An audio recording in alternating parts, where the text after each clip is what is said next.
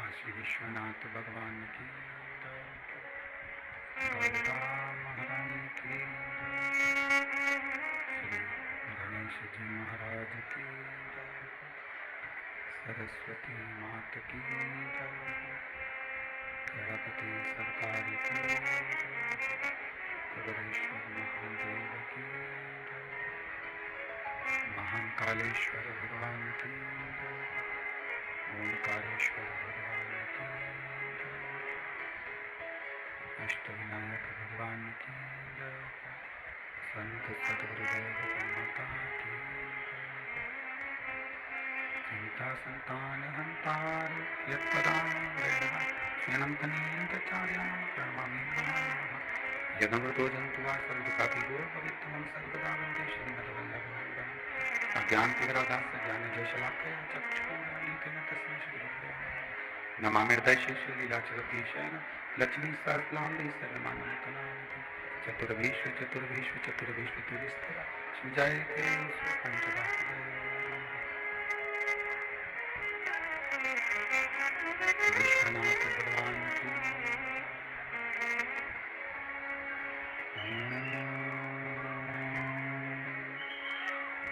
नमः शिवाय। नमः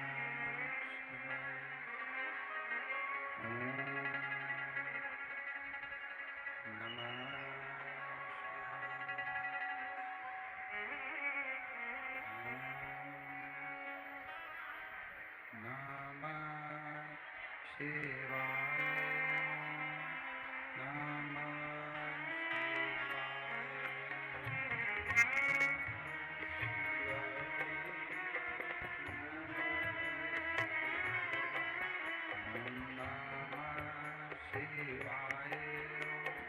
नमः शिवाय।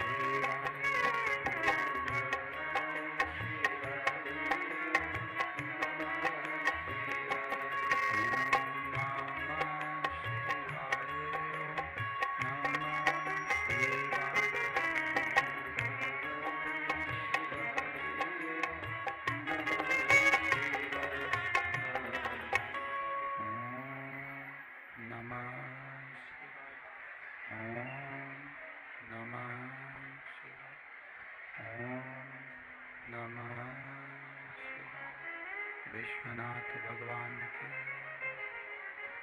महाकालेश्वर भगवान की, ओंकारेश्वर भगवान की, अष्टविनायक भगवान की, कुबेरेश्वर महादेव की। हर हर महादेव, हर हर महादेव, हर हर महादेव,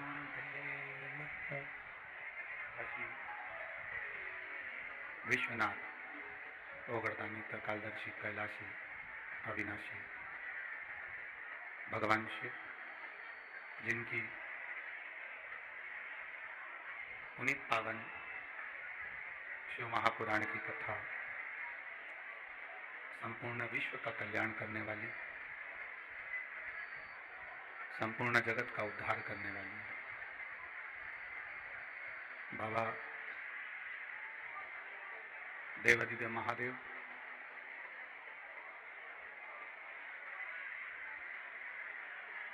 जिनकी पुनीत पावन शिव महापुराण की कथा को श्रवण करने का सौभाग्य बाबा देवादिदेव महादेव की कृपा से आप और हमको प्राप्त हुआ है। कथा के मुख्य यजमान श्री शंकर भाऊ जगताप, भाजपा शहर अध्यक्ष श्री विजय भाऊ जगताप, अश्विनीताई लक्ष्मण भाऊ जगताप, लोक नेता लक्ष्मण भाऊ जगताप, मित्र परिवार, एक बार और कथा के मध्य में विराजमान सांसद महोदय क्षेत्र के यजमान परिवार के लिए एक बार जोरदार ताली बजाकर स्वागत, वंदन, अभिनंदन। जिन्होंने इस पुनीत पावन पवित्र शिव महापुराण की कथा को आयोजित कर आप और हमको अविरल भक्ति और मुक्ति का साधन शिव महापुराण की कथा का रस तत्व ग्रहण करवाया। जलवृष्टि बहुत तेज है। बाबा देवादिदेव महादेव की कृपा, दया, जो इस पवित्र शिव महापुराण में आप और हम विराजमान हैं। तेरी कृपा बिना न हिले एक भी अणु, लेते हैं श्वास तेरी कृपा से तनु तनु। बखान क्या करूं मैं लाखों के कपटी भभूत में खजाना कुबेर दे गंगाधार मुक्ति द्वार ओमकार तू भोले ओमकार तू आयो शरण तिहार शंभु कार। शिव कथा कर रही है। एक मानव की देह प्राप्त कर लेना, मनुष्य का शरीर प्राप्त कर लेना एक सरल सा विषय है, पर मनुष्य की देह प्राप्त करने के बाद भगवान की भक्ति कर लेना एक कठिन विषय है। जन्म लेना, पुनरपि जननम पुनरपि मरणम के प्रपंच से तो हम छूट ही जाएंगे। कोई ना कोई जन्म हमारे जीवन में हमें मिलेगा ही, ये निश्चित है। वो ठीक है, पर हम कितने जन्म लेंगे और कितने जन्म हमको लेना पड़ेगा। बार बार जन्म लेना, बार बार मरना, फिर जन्म लेना, फिर मरना, फिर जन्म लेना, फिर मरना, ये कहाँ की श्रेष्ठता। शरीर मिल भी जाए मनुष्य का तो भगवत भजन भी तो होना चाहिए।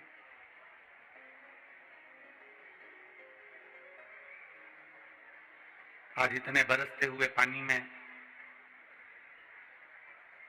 इतना तेज पानी गिरे और रविवार का दिन हो तो कोई अपने घर से नहीं निकलता, और आज आप भगवान देवादिदेव महादेव के लिए लाखों की संख्या में इस पावन कथा में पहुंचे।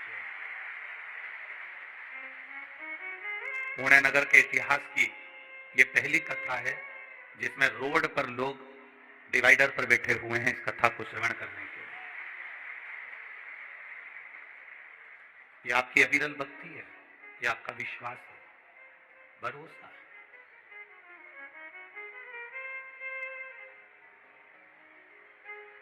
बाबा देवादिदेव महादेव की कथा में आप जहां जिसको जगह मिल रही है वो छाता लगाकर, पन्नी लगाकर, वृक्ष के नीचे जहां जैसी जगह मिली वहां बैठा है। पर आप ये विश्वास मानना कि आपने छाता नहीं लगाया है, ये तो भोलेनाथ जी की कृपा का छाया आपके ऊपर पड़ी हुई है।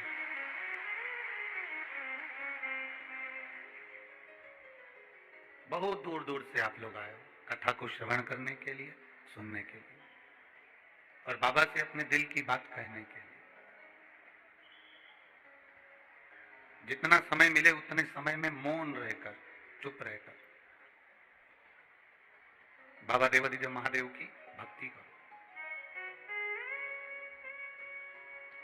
भक्ति और मेहनत हमेशा मौन रहकर करना चाहिए, शांत रहकर।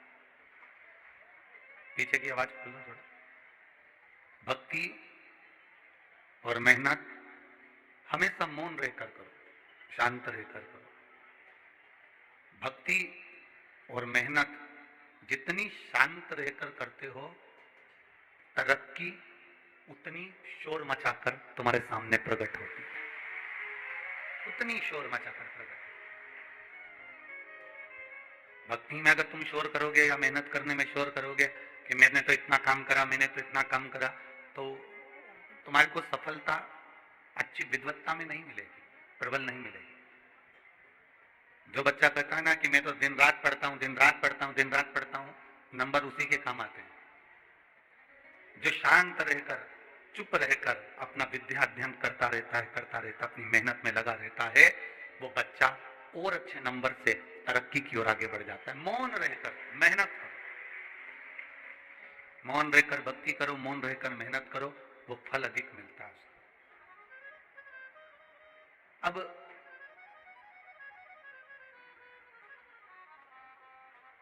मिल गया शरीर मनुष्य का, वो मनुष्य का शरीर मिलने पर भी हम भगवत भजन ना कर पाए, तो फिर वो जन्म किस काम का? मान लो आज अगर हमारा मनुष्य शरीर मिला है तो हमको थोड़ा सा कुछ अच्छा करने के लिए मिला।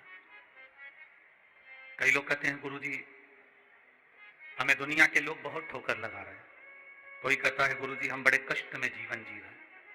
कोई कहता है गुरुजी हमें बड़ी तकलीफें हैं, बड़ा दुख है हमारी जिंदगी में, हम बहुत कष्ट की जिंदगी जी रहे हैं। हम आपसे कहें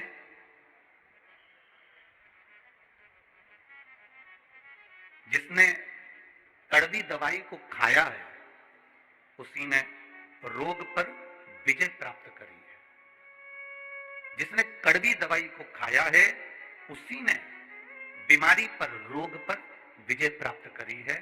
और जिसने संसार की ठोकरों को खाया है वो जिंदगी में कहीं ना कहीं नाम कमाया है, निश्चित है। अगर दुनिया के लोग आपको ताना दे रहे हैं, दुनिया के लोग आपको शब्द कर रहे हैं, दुनिया के लोग कुछ भी कर रहे हैं, दुनिया के लोग आपको आड़ा टेढ़ा कर रहे हैं, तो यदि आपको कुछ कहा जा रहा है तो उसमें कहीं ना कहीं आपका हित होने वाला होगा, उसमें कहीं ना कहीं आपका अच्छा होने वाला होगा। हम हिम्मत ना हारे, हम हमारी भक्ति को और प्रबल करें, हम हमारे विश्वास को और दृढ़ करें, हम हमारे भरोसे को और प्रबल करें।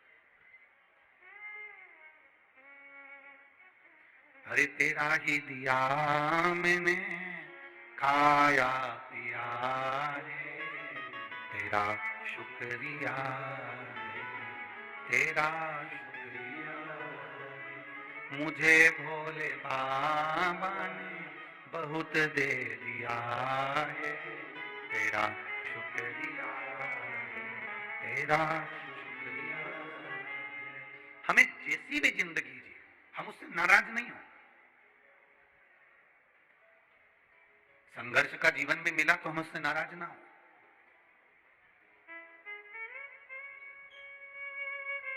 संघर्ष की जिंदगी भी मिले तो हम कभी नाराज ना हो। उसने दी है, कुछ अच्छा सोच कर दी होगी, कुछ अच्छा समझ कर दी होगी, कुछ अच्छा विचार कर दी होगी, कुछ अच्छा सोचा होगा हमारे लिए उस परमात्मा ने, कुछ अच्छा विचार करा होगा उस परमात्मा ने हमारे लिए।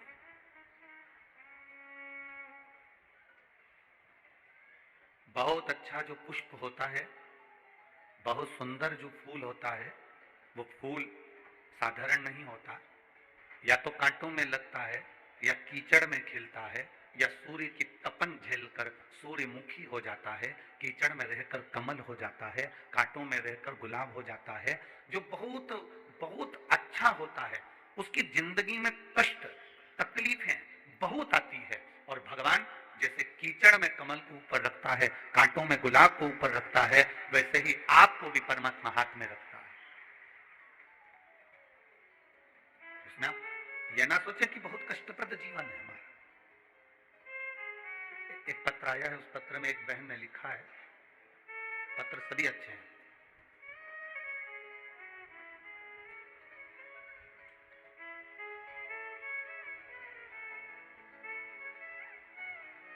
संध्या मुकेश अग्रवाल, सांगवी पुणे, कहीं बैठी हो तो हाथ हिला सकती है। अगर कहीं बैठी हो तो अपने दोनों हाथ हिला सकती हैं। संध्या मुकेश अग्रवाल, सांगवी पुणे, कहीं बैठी हो तो हाथ हिला सकती हैं। सांगवी पुणे, अच्छा इधर है क्या? हाँ, कैमरे वाले अगर कवर कर सकते हो तो कर लें, नहीं तो एलईडी वाले कवर करें उसको, नीचे थोड़ा कैमरा करके एलईडी वाले कवर करें। एक बार हाथ हिला तो संध्या बहन। मैं संध्या मुकेश अग्रवाल, सांगवी पुणे से। हम लोग सांगवी पुणे से हैं गुरुदेव। मैं आपकी कथा 2 साल से सुनती आई हूँ। मेरा सांगवी पुणे में कपड़े का होलसेल का दुकान है, वही चलाते हैं। मेरे बाएं हाथ की एक उंगली में हड्डियों में सितंबर 2022 में बहुत बड़ा इन्फेक्शन हो गया। मैंने सब डॉक्टरों को पुणे के दिखाया। आखिरी में 15 नवंबर को 9 दिन तक पुणे के हॉस्पिटल में रहने के बाद डॉक्टरों ने कहा कि इसका इलाज समझ में नहीं आ रहा, कि ये तुम्हारी उंगली बेकार हो रही है और इसमें इन्फेक्शन ज्यादा बढ़ गया है और ये उंगली बहुत ही ज्यादा बेकार हो गई है, इसको तुम हैदराबाद ले जाओ। हम डॉक्टर के कहने पर बेंगलोर चले गए, हैदराबाद गए, फिर हैदराबाद के बाद में हम लोग बेंगलोर गए और बड़े बड़े लैब में जांचें कराई, पर मेरी उंगली ठीक नहीं हुई। कुछ समझ में नहीं आ रहा था डॉक्टरों को। सारे डॉक्टरों ने जांच करी, पर कुछ समझ में नहीं आया कि ये इन्फेक्शन कैसा है कि कुछ दिख नहीं रहा। उंगली पूरी तरह से बेकार होने लगी। ऑपरेशन के लिए डॉक्टरों ने बोल दिया कि इस उंगली का ऑपरेशन होगा और उसकी तैयारी करो। फिर उस उंगली से हम मालूम करेंगे कि इसमें बीमारी क्या हो रही है। पर घबराहट हुई, क्या करा जाए। उसकी जांच करने के लिए उसमें से थोड़ा सा भाव निकालकर और उसको भेजा गया। जांच होना प्रारंभ हुई, रिपोर्ट कुछ समझ में नहीं आ रही थी। अब करे क्या? तभी हमारी एक पड़ोसन ने कहा कि ये काम करो, शिवजी के मंदिर जाया करो, जल चढ़ाया करो। उसने कहा मेरे हाथ में इतनी तकलीफ है, जल कैसे चढ़ाऊं? मैं एक हाथ में पानी का लोटा लेकर उसके कहने से जल चढ़ाने शंकर जी के मंदिर जाने लगी। शिव जी को एक हाथ से जल चढ़ाती थी, दूसरा हाथ मेरे महादेव का पानी जहां से बहकर जाता था, उस पानी को झेलकर दूसरे हाथ पर मंदिर के बाहर बैठकर डाल लिया करती थी। गुरुदेव, शिव जी पे जल चढ़ाकर उस पानी को झेलकर मैं अपने उंगली पर डालती।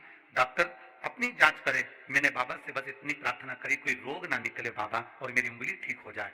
बाबा का मैं क्या गुणगान करूं गुरुदेव। आप कहते हो बाबा 3 महीने में सुनता है, मेरे बाबा ने 15 दिन में मेरी उंगली को ठीक कर दिया। एक बार दोनों हाथ हिला दो बहन। श्री शिवाय नमस्तुभ्यम। मैं संध्या मुकेश अग्रवाल, सांगवी पुणे से।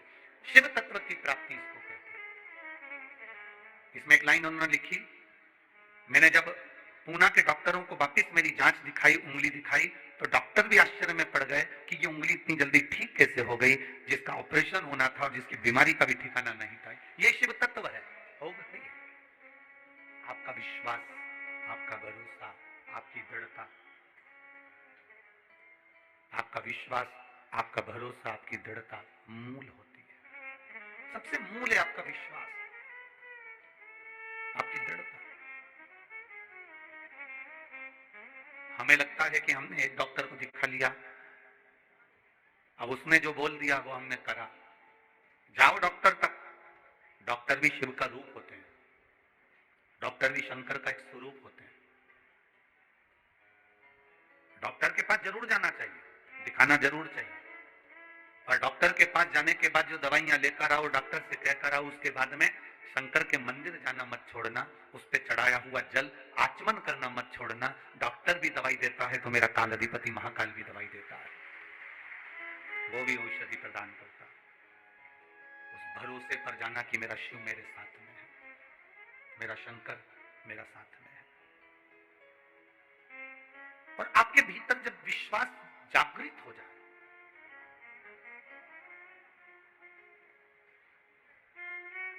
दूसरे नंबर पर जो अष्ट विनायक में गिने जाते हैं वो सिद्धि विनायक गिने जाते हैं। बोलो सही है? अरे जम के तो बोलो। दूसरे नंबर पर अष्ट विनायक में सिद्धि विनायक गिने जाते हैं।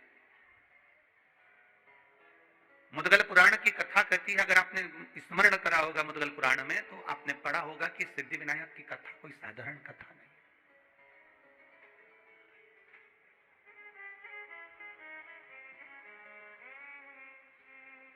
और सिद्धि विनायक मंदिर की विशेषता, उसका ज्ञान, उसका स्मरण हमसे ज्यादा तो आपको आता है, क्योंकि आप पुणे के रहने वाले हैं।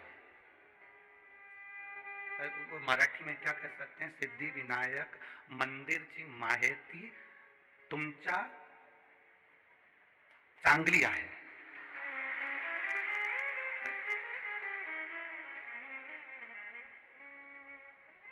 गड़बड़ हो जाए बोलने में तो तुम देख लेना हो, और कोई हम कोई मराठी तो बोलते नहीं ना, इसलिए स्मरण में थोड़ी बहुत स्मरण में आ जाए हो।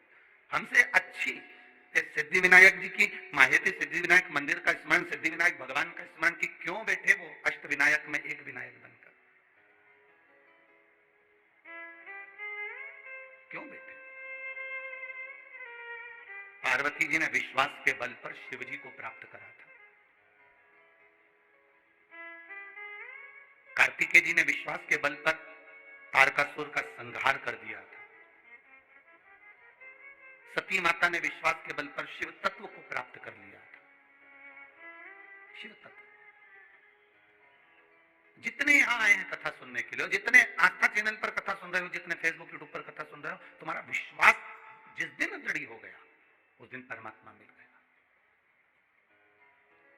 परमात्मा मिलता ही कब है? वो विश्वास के बल पर ही मिलता है, वो भरोसे के बल पर मिलता है। एक छोटे से बच्चे ने एक बात लिखी, उसने एक पत्र में, छोटा सा बच्चा है, देखिए आशुतोष साहू, कहीं बैठा हो बच्चा तो हाथ हिला सकता है। आशुतोष साहू, मेरी उम्र 7 साल की है। मेरी मम्मी मुझे जल चढ़ाने के लिए शंकर जी के मंदिर भेज देती है, तो मेरी मम्मी से मैंने कहा क्या मेरा केंद्रीय विद्यालय में प्रवेश हो सकता है? मेरी माँ ने कहा अगर तू शंकर का भजन करता है तो तेरा केंद्रीय विद्यालय में हो जाएगा। पहले भी मैं 2-3 बार केंद्रीय विद्यालय के लिए तैयारी करा पर नहीं हुआ, लिस्ट में आता ही नहीं नाम। तो मेरी माँ ने कहा एक लोटा जल तो चढ़ा। मैं जल चढ़ाने के लिए गया, केंद्रीय विद्यालय के लिए मैंने इंटरव्यू आदि सब दिया, पहली लिस्ट आई, परंतु मेरा नहीं हुआ। तो मैंने भी पानी का लोटा उठा के मंदिर में रख के घर आ गया। मेरी मम्मी ने पूछा लोटा कहाँ है? कि मंदिर में दिया। पूछा क्यों? वो खुद उठा के ना लेंगे। अरे तो उसको लेके आना था ना। गुस्सा हो गया हूं मैं भगवान से, लोटा भर के जल चढ़ाया तो भी नहीं सुना और मेरे लिस्ट में नाम ही नहीं आया। माँ कहती है लोटा वापस लेके आ। मैं लोटा लेकर आया, माँ कहती है मंदिर जाना मत छोड़, नहीं आया नाम अगले साल देखेंगे। बेटा वो लिख रहा है कि मैंने जल चढ़ाना नहीं छोड़ा, बाबा की कृपा का क्या गुणगान करूं गुरुदेव, मेरा एक केंद्रीय विद्यालय में नहीं 3 केंद्रीय विद्यालय में नाम आ गया। ये शिव तत्व है। ओ घड़ी शंभो, देवता देते हैं पल्ला झाड़ कर और मेरा महादेव देता है छप्पर फाड़ कर। जब दिया मेरे महादेव ने कम नहीं दिया, जिसको दिया वो थोड़ा नहीं दिया। जब वो देता है तो बहुता में देता, बहुता। वो देता है तो बहुता में देता।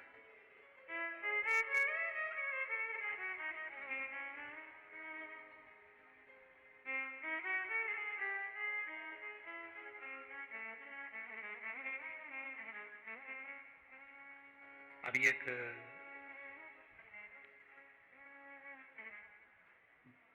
टीआई साहब से उन्होंने हमसे कहा कि गुरुजी आपकी एक लोटा जल बहुत कृपा करने वाला है। जब जब कोई उलझा हुआ व्यक्ति दिखता है तो हम उसको भी कह देते हैं कि तुम्हारे घर के लोगों को बोलो कि एक लोटा जल शिव जी को चढ़ाएं, तो शंकर जी राह जरूर दिखाएंगे, शिव राह जरूर दिखाएंगे।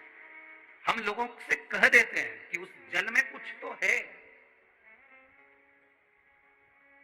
बाबा सुनता किसकी नहीं है। कई लोग आते हैं यहाँ पर, कई लोग बैठे भी होंगे जिन्होंने पशुपति व्रत भी करा होगा, जिन्होंने लोटा भर के जल भी चढ़ाया होगा, प्रदोष का व्रत भी किया होगा, और भोलेनाथ जी नहीं सुने होंगे तो उसको दिल भी दुखा होगा। सुनता किसकी नहीं है? जो केवल जल चढ़ा रहा है, जो केवल मंदिर तक जा रहा है, भगवान किसकी नहीं सुनता? अच्छे से सुनो, जो केवल जल चढ़ा रहा है, केवल मंदिर तक जा रहा है, मंदिर तक शरीर भी जा रहा है, जल भी जा रहा है, पर उसका दिल नहीं जा पा रहा, इसलिए बाबा सुन नहीं पा रहा। जिस दिन तुम दिल लेकर मंदिर में चले जाओगे, विश्वास लेकर, आज भी तो आए हो, लाखों की संख्या में आए हो। अभी हम देख रहे थे आते आते रोड के डिवाइडर पर पेड़ों के नीचे लोग अपना अपना छाता लेकर रोडों पर बैठे हुए हैं, विश्वास लेकर आज भी तो पहुंचे हो। और तुम कहीं पर भी बैठकर कथा सुन रहे हो, तुम्हारा भरोसा, तुम्हारा विश्वास, तुम्हारी दृढ़ता मेरे महादेव के चरणों के प्रति है, इसलिए 3 महीने में झोली भरने की जवाबदारी उस महादेव की है। खाली नहीं भेजेगा वो। एक क्षण के लिए भी अगर आपने शिव महापुराण की कथा सुनी, और हम तो यहां तक कहते हैं जिन जिन पुलिस कर्मी की, जिन जिन डॉक्टरों की, जिन जिन सिस्टरों की, जिन जिन नगर निगम वालों की, जिन जिन प्रशासनिक अधिकारियों की ड्यूटी भी अगर इस कथा में लगी हुई है, वो भी तारीख लिख के रखना और 3 महीने इंतजार करना कि बाबा ने तुमको उन्नति की सीढ़ी पर चढ़ाया कि नहीं चढ़ाया। शिव तत्व क्या है उसको जाने तो सर। शंकर को हम पहचाने कैसे, शिव को हम जाने कैसे?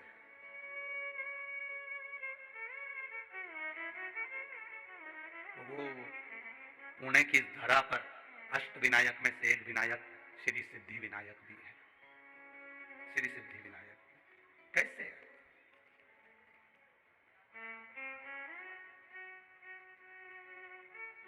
एक ब्राह्मणी जिसका पति मर गया, घर में केवल एक बेटी है, केवल एक बेटी।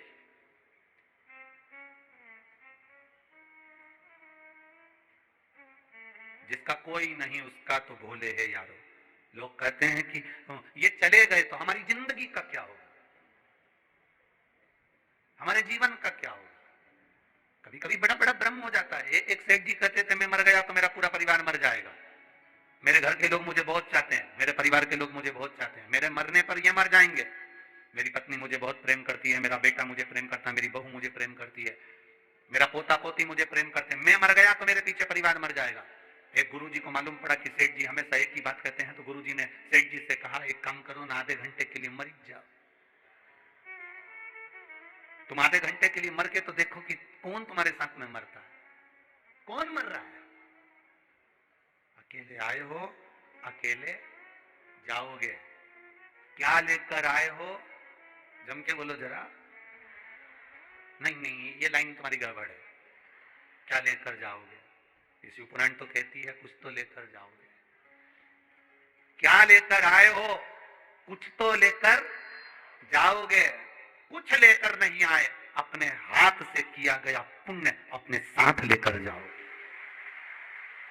कोई दूसरा नहीं ले जाएगा, अपना पुण्य अपने साथ, अपना भजन अपने साथ, अपनी भक्ति अपने साथ। जैसे कल वो लड़की ने लिखा कि ये लक्ष्मण भाऊ का फोटो लगा हुआ है गुरुजी, जिन्होंने मुझे विद्या अध्ययन कराई, इसलिए मैं इस कथा में आकर बैठी हूं, क्योंकि भाऊ को नमन करती हूं, जिसको भले इनके परिवार वालों को नहीं मालूम हो, पर भाऊ ने मुझे पढ़ाया है, इसलिए उनका एहसान जिंदगी भर नहीं भूल पाऊंगा। भले परिवार वालों को नहीं मालूम, पत्नी को नहीं मालूम, बच्चों को नहीं मालूम, किसी को नहीं मालूम, क्यों? वो व्यक्ति गया तो उसने कर कर क्या गया है?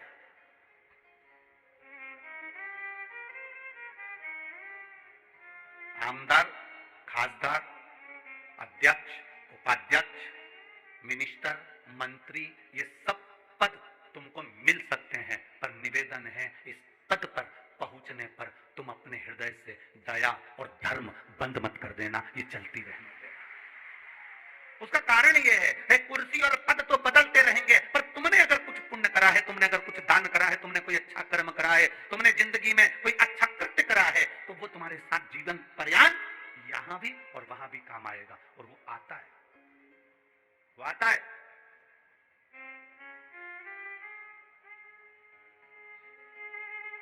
ये कथा कहीं और थी और पहुंची कहीं और है। ये लक्ष्मण भाऊ स्वयं इस कथा को अपने दिल में लिए होंगे, इसलिए कथा उनके स्मरण में हो। कुछ पुण्य कर गया हो और कथा भी करवा रहे हैं तो शंकर भाऊ आपको साधु बांटता है और पूरे परिवार को जिन्होंने जगताप परिवार का, चाहे वो आमदार हो, चाहे वो बड़े भाई उनके विजय भाऊ हो, चाहे कोई हो, ये अपने परिवार का एक सुखमय, एक आनंदमय। कुछ कहते हैं गुल्लक में पैसा इकट्ठा करो, घर में कोई त्योहार होता है तो बच्चा का जन्मदिन होता है तो गुल्लक फोड़ के गिफ्ट लाता है। जब हमारे पूर्वजों का पुण्य की गुल्लक भराती है तब जीवन में एक बार शिव महापुराण की कथा हो पाती है। पुण्य की गुल्लक, कुछ पुण्य किया, मुट्ठी बांधे आया जग में हाथ पसारे। लोग कहते हैं, हम नहीं कहते, हम कहते हैं आपका पुण्य आपके साथ जाएगा, आपका भजन, आपका कीर्तन।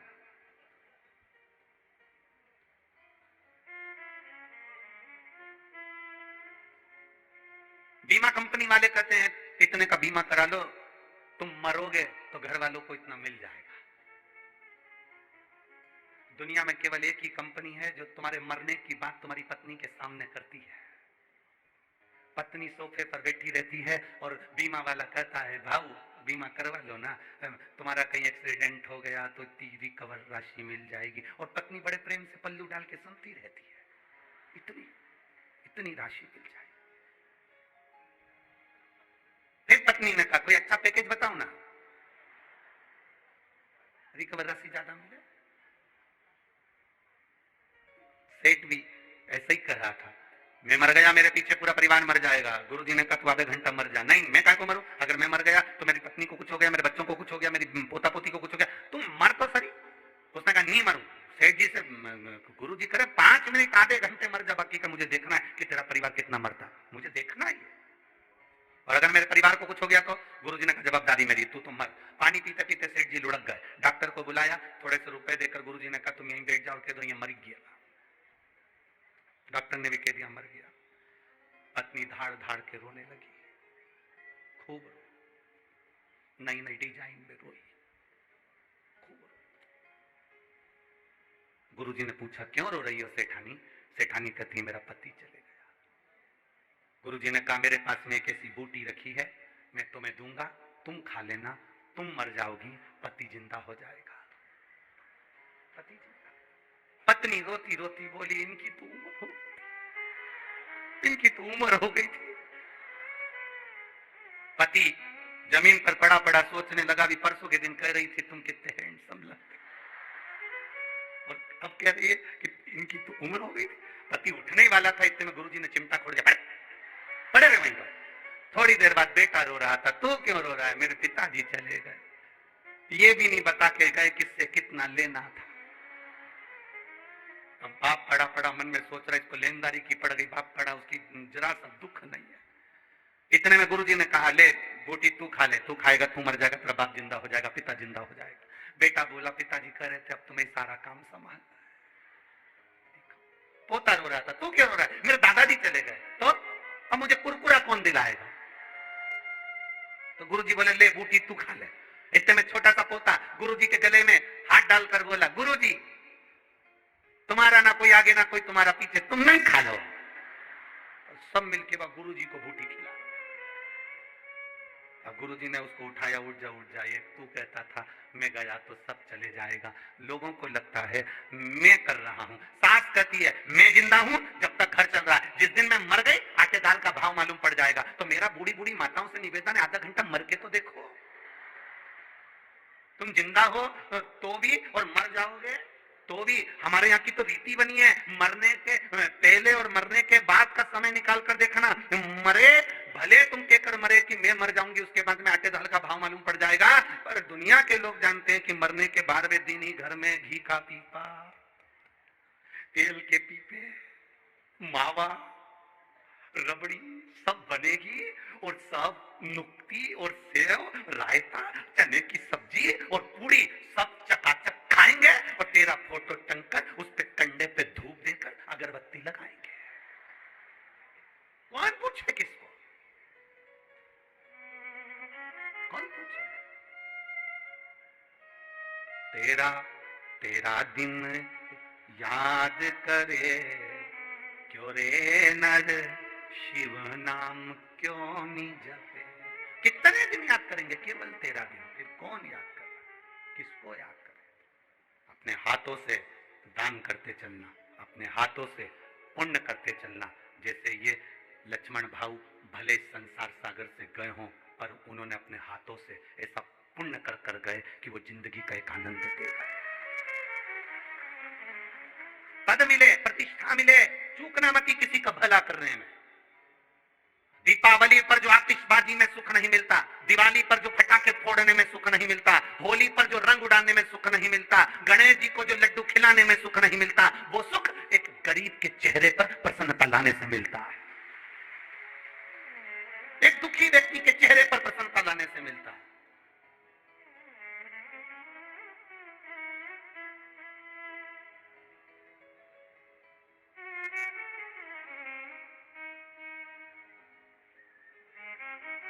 बन सके कोई तुम्हारे पास में आए तो उसकी सहायता अवश्य करो, उसकी सहायता करो, ज्यादा नहीं तो थोड़ी करो, करो। कोई कहे, हम ये नहीं कहेंगे कि चौराहे पर खड़े हुए लोग भिक्षा मांगने वाले जो भिखारी हैं तुम उनको कुछ दो, ना ना। कई लोगों ने तो धंधा बना के रखा है, उससे बचना है। ये भिखारियों का धंधा नहीं चलने देना इस भारत की भूमि पर, हमें उससे बचना है। करना क्या है? अपने नगर में, अपने मोहल्ले में, अपनी कॉलोनी में, अपने परिवार में, अपने क्षेत्र में, अपनी विधानसभा में, अपने कार्य क्षेत्र में उसको ढूंढो जिसको पढ़ने की बहुत तमन्ना है और उसके पास पढ़ाई का पैसा नहीं है। उसको ढूंढो जिसके शरीर में दवाई रोग है पर दवाई का पैसा नहीं है, उसको ढूंढो। जिसको बहुत उन्नति करना है पर कोई सीढ़ी लगाने वाला नहीं है, उसके लिए तुम थोड़ा करने का प्रयास करो। आपको उसका एक आनंद जो मिलेगा वो दीपावली पर बम फटाके फोड़ने जैसी खुशियां प्राप्त हो। वो आनंद की अनुभूति आपके अंदर होगी, आपके अंदर प्रवेश करेगी। एक ब्राह्मणी जिसका पति चले गया, घर में केवल बेटी है और वो है, हिम्मत नहीं आ रही है। पति गया, बच्चों को संस्कार दिया, अपनी बेटी को संस्कार दे रही है और संस्कार में पीछे नहीं हटना। ये सिद्धि विनायक की दूसरे नंबर के विनायक की कथा चल रही है, अष्ट विनायक में से दूसरे विनायक की कथा चल रही है कि सिद्धि विनायक नाम, सिद्धि विनायक कैसे विराजमान हुए, सिद्धि विनायक कैसे आए और सिद्धि विनायक का मतलब क्या है, सिद्धि विनायक है कौन।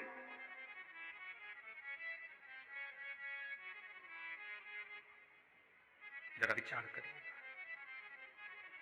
रो रही है बेटी, माँ ने पूछा क्यों रो रही हो तुम, किस लिए रो रही हो? मां, जब पिताजी थे ना तो मुझे गोदी में उठाकर स्नान कराने के लिए पवित्र पवित्र तीर्थ में लेकर जाते थे, पर मेरे पिता नहीं तो मुझे पवित्र तीर्थ में कौन लेकर जाए, कौन स्नान कराएगा मुझे?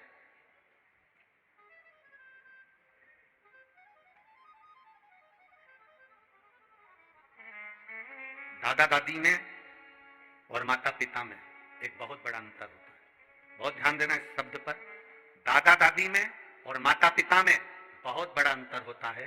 माता पिता बच्चे से कहते हैं कि तुम अच्छे से पढ़ाई करो, और दादा दादी कहते हैं तू थोड़ा सा प्रणाम करा कर, थोड़ा झुका कर, मम्मी की बात माना कर, पापा का कहना माना कर, उनको दंडवत करा कर, उनको प्रणाम करा कर, उनको नमन करा कर।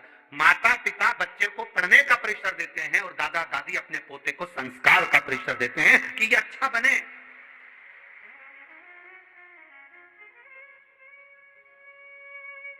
कार किसी के भी घर पर आ सकती है, लोन लो कार लाओ। बोलो री जीजियों, ए पूना वालियों, बोलो सही है कि गलत है? हम पहले एक बार कथा में कहे थे मकान, घर, हाउस और फ्लैट, इनमें बहुत अंतर है। मकान के कान होते हैं,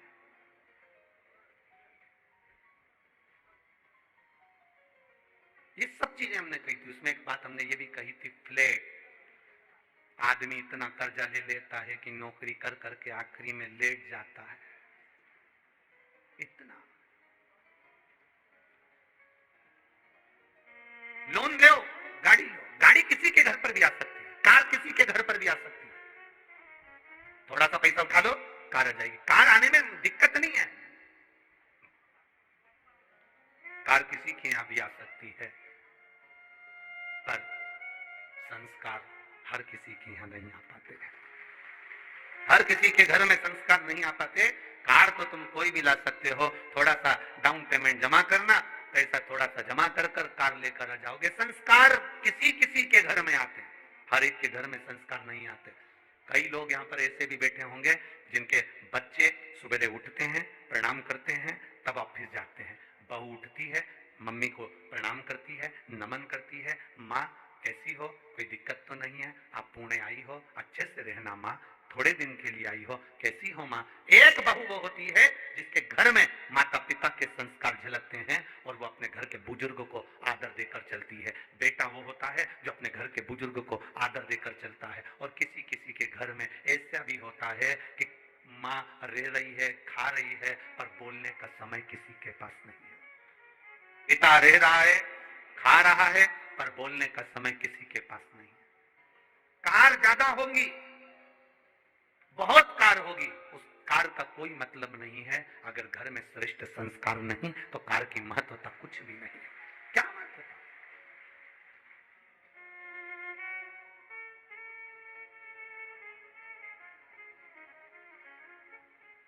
आजकल एक वीडियो बनती है तो लोग उस वीडियो में इंस्टाग्राम या सोशल मीडिया पर बहुत चलती है, कैमरामैन फोकस करो।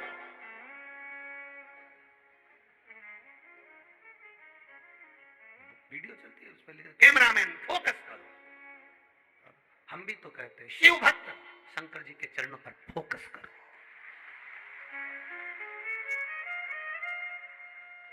जब आपका ध्यान शिव जी के चरणों पर होगा, शंकर भगवान के चरणों में जब आपका ध्यान होगा, तब शिव कृपा करने में पीछे नहीं हटेंगे।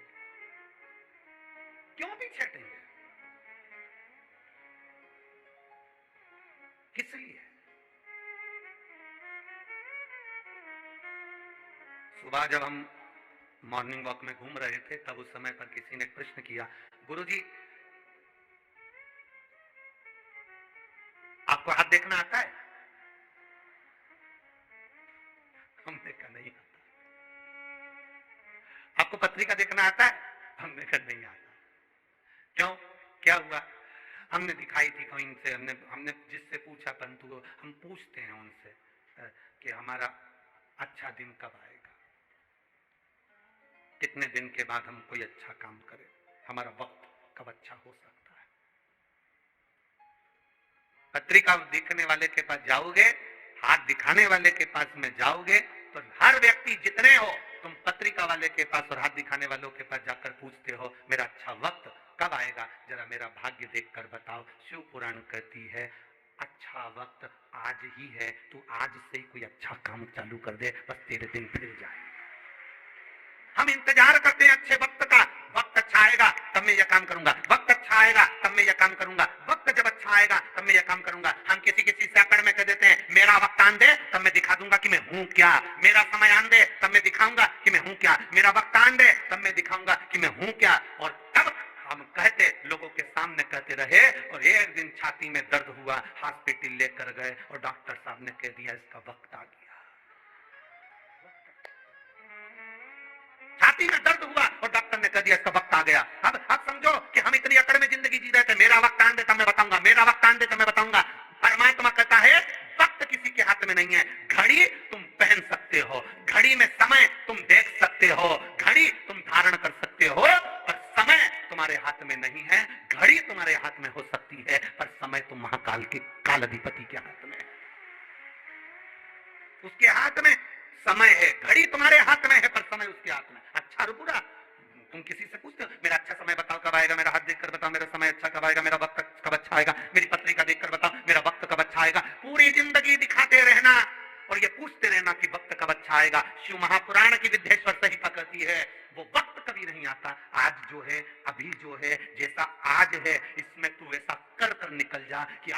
बराबर कोई वक्त तुझे पूछना ही नहीं पड़े और तू उन्नति की सीढ़ी पर चढ़ जा। हमसे लोग कहते हैं अभी देवता सो रहे हैं तो हम दुकान कब डालें, अभी ऐसा हो रहा है पितृपक्ष आ जाएगा तो 16 दिन अच्छे काम नहीं होंगे तो हम दुकान कब डालें। हम कहते हैं दिन मत देखना, समय मत देखना, तेरा मन जिस दिन कह दे, तेरा दिल जिस दिन कह दे और तेरे मन के अंदर जिस दिन शंकर आकर विराजमान हो जाए और तेरा दिल कह दे कि आज मुझे दुकान डालना है, आज मुझे यह काम करना है, उस दिन वो काम चालू कर देना, तो उन्नति की सीढ़ी पर चढ़ जाएगा। उसके क्या पूछना, क्या पूछोगे? मौत का समय होता है क्या? अरे बोलो तो नहीं, तुम तो स्टाम्प पे जब सब कुछ लिखो अपनी जायदाद प्रॉपर्टी तो उसमें भी लिख देना मैं शाम को 6 बजे मरूंगी, उससे पहले नहीं मरूंगी। मौत का समय है, मौत का महाकाल का, मौत का शिव मंदिर का, मौत का शिव पुराण का कोई समय नहीं होता। शंकर के पास जब तुम्हारा दिल करे तब पहुंच जाना। समय मत देखना कि शिव को भजने का समय क्या है। जब तुम्हारा मन करे फ्री हो, 2 मिनट का समय मिल गया, घर का सारा काम हो गया, मालूम पड़े टीवी पर कथा आ रही है तो सुन लो, नहीं आ रही है तो मुख से 2 बार श्री शिवाय नमस्तुभ्यम कह।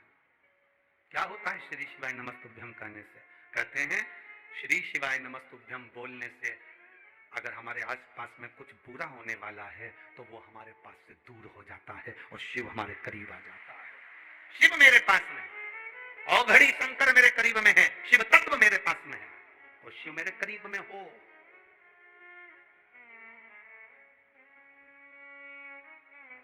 एक बच्चे के शरीर में बुखार आता है, उसको कष्ट रहता है, तकलीफ रहती है, तो बच्चा अपनी मम्मी और पापा से, पापा मुझे डर लग रहा है, तुम मेरे पास आ जाओ ना पापा।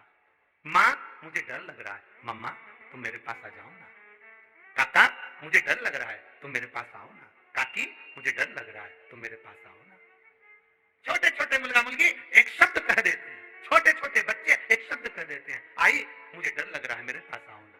भाऊ मुझे डर लग रहा है, मेरे पास आओ ना। और जब तुम्हें तुम्हारी जिंदगी में दुख की घड़ी चल रही हो, कोई राह नहीं सूझ रही हो, कुछ भी तुम्हें दिख नहीं रहा हो, बहुत बहुत टेंशन में जिंदगी चल रही हो, तब महादेव के मंदिर में जाकर कहना बाबा बहुत डर लग रहा है, तुम मेरे पास आओ ना। शिव को बुलाओ, बाबा बहुत डर लग रहा है, तुम मेरे पास आओ, तुम मेरे करीब में आओ। और जिस दिन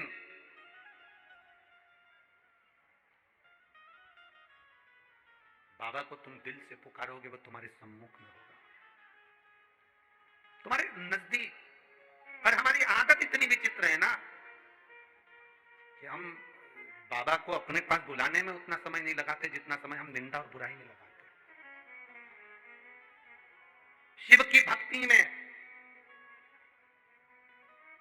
और अपनी मेहनत में, शिव की भक्ति में और खुद की तरक्की में, किस किस चीज में?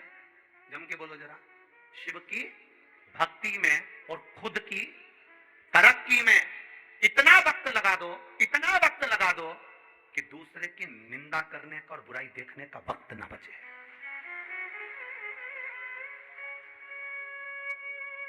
हम क्यों किसी की निंदा करें, हम क्यों किसी की बुराई देखें? बुराई कौन करता है? जो बिल्कुल फ्री होता है। निंदा कौन करता है? जो एकदम फ्री है। बुराई कौन देखता है? जो एकदम फ्री है।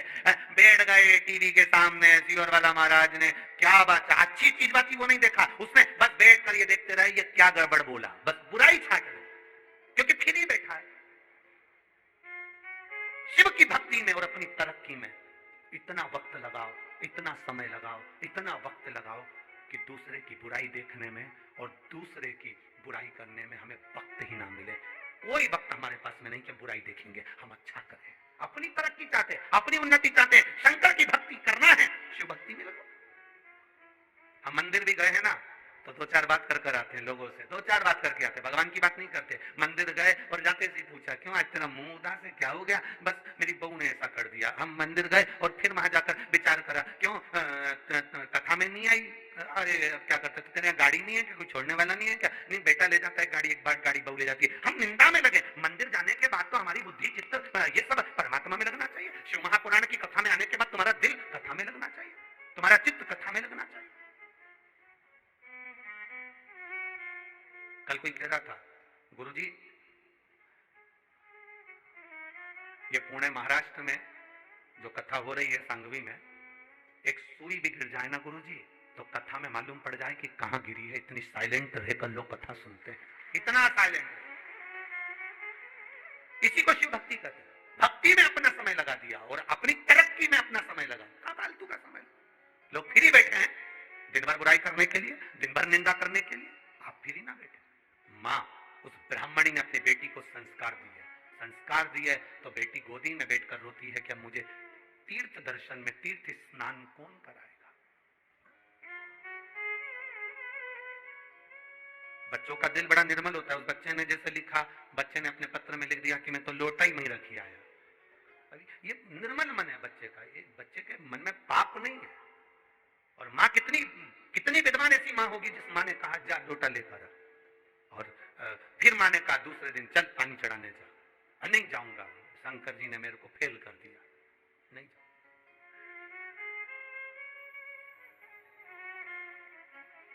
उस बच्चे को कौन समझाए, रिजल्ट में फेल हो सकता है पर उसकी करुणा में तू पास हो गया, उसकी दया में तू पास हो गया। कौन समझाए उस बच्चे को। लोटा लेकर आ गया, रख दिया। ये विश्वास, दृढ़ता। ये एक पत्र और है बड़ा सुंदर, देखिए उस पत्र में एक बहन ने लिखा,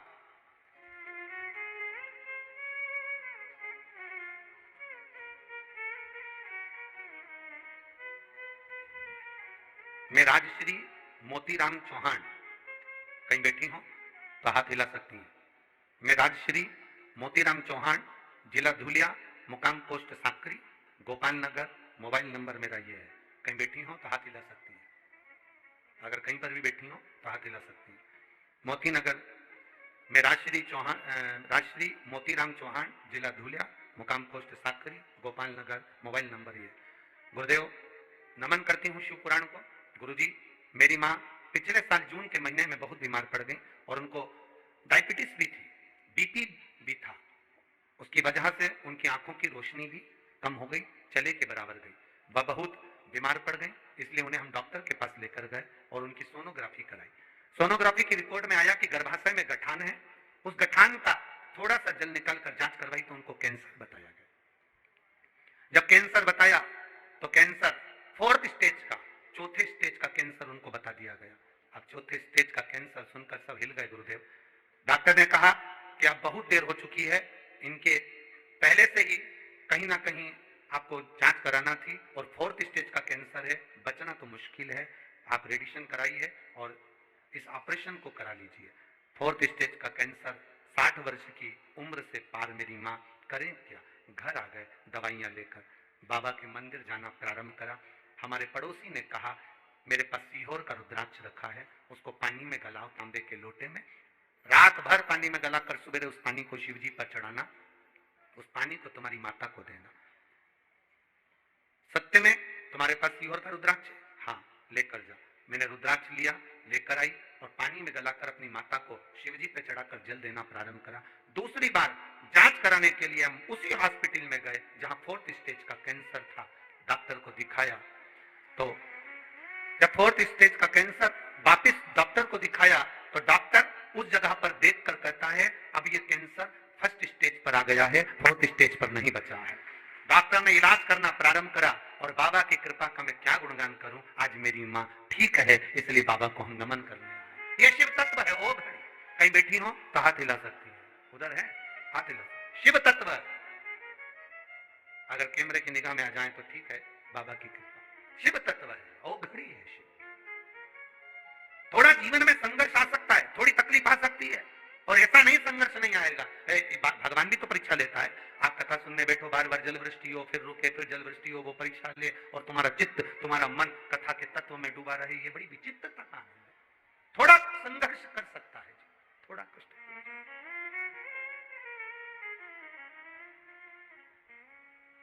महाराज अरे तेरा ही दिया मैंने खाया पिया है, तेरा शुक्रिया, तेरा शुक्रिया।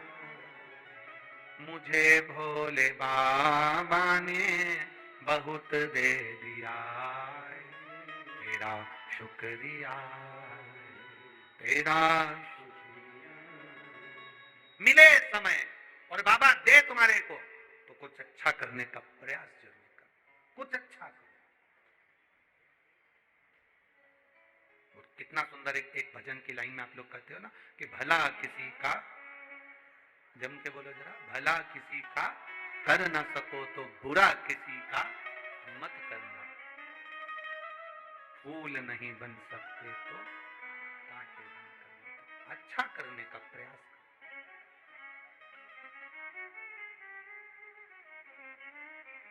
प्रयास करो हम अच्छा करें, प्रयास करो हमारे हाथों से कुछ अच्छा हो।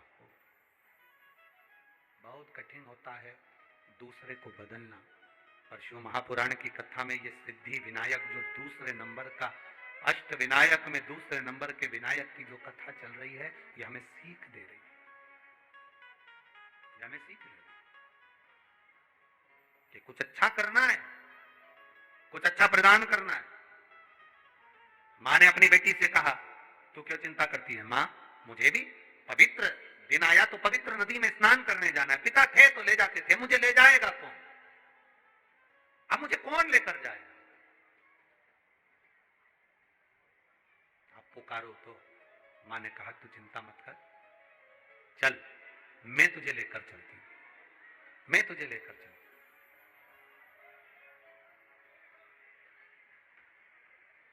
कल से थोड़ा सा ये दिए प्रज्वलित मत करा करो, थोड़ा आंच तेज हो जाती है ना, उसमें तेल होता है, थोड़ा सा उधर करो, दीप दूर कर लो।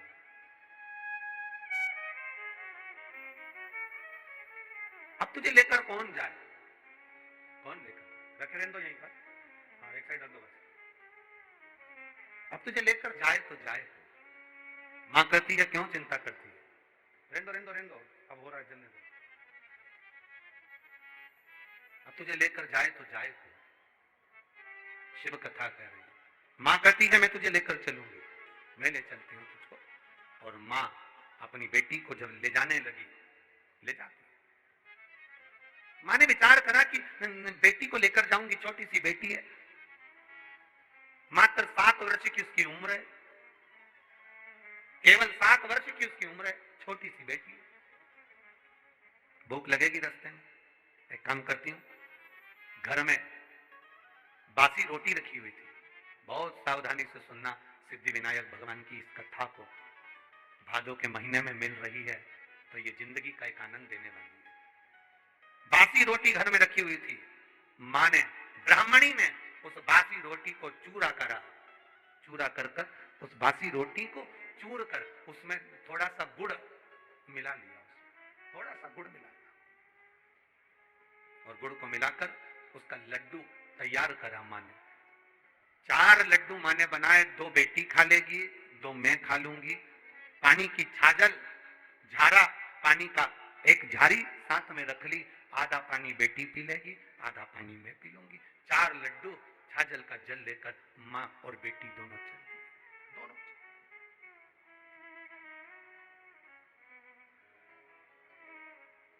और लगन तुमसे लगा बैठे, जो होगा देखा जाएगा, तुम्हें अपना बना बैठे, जो होगा देखा।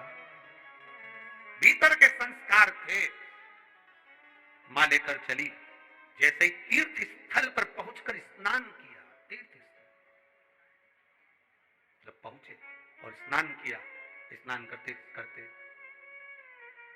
बाहर निकली बेटी तो क्या देखती है कि जितने लोग स्नान कर कर जा रहे थे, जितने लोग स्नान करने के बाद जा रहे हैं, वो सब की सब थोड़ा थोड़ा दान करते हुए जा रहे हैं। अब कहीं तीर्थ में जाओ तो थोड़ा दान जरूरी है, सब दान करते हुए जा रहे हैं। बेटी ने अपनी मां से कहा, मां मुझे कुछ दान देने को दे, मुझे कुछ दान करने को दे, मेरे पास में कुछ भी नहीं है, मैं पिता के साथ आती थी तो दान करती थी, अपने पिता के साथ आती थी तो थोड़ा धर्म करती थी। ये दान, ये धर्म एक पिता अपने पुत्र को बताए, एक पिता अपने बच्चों को बताए।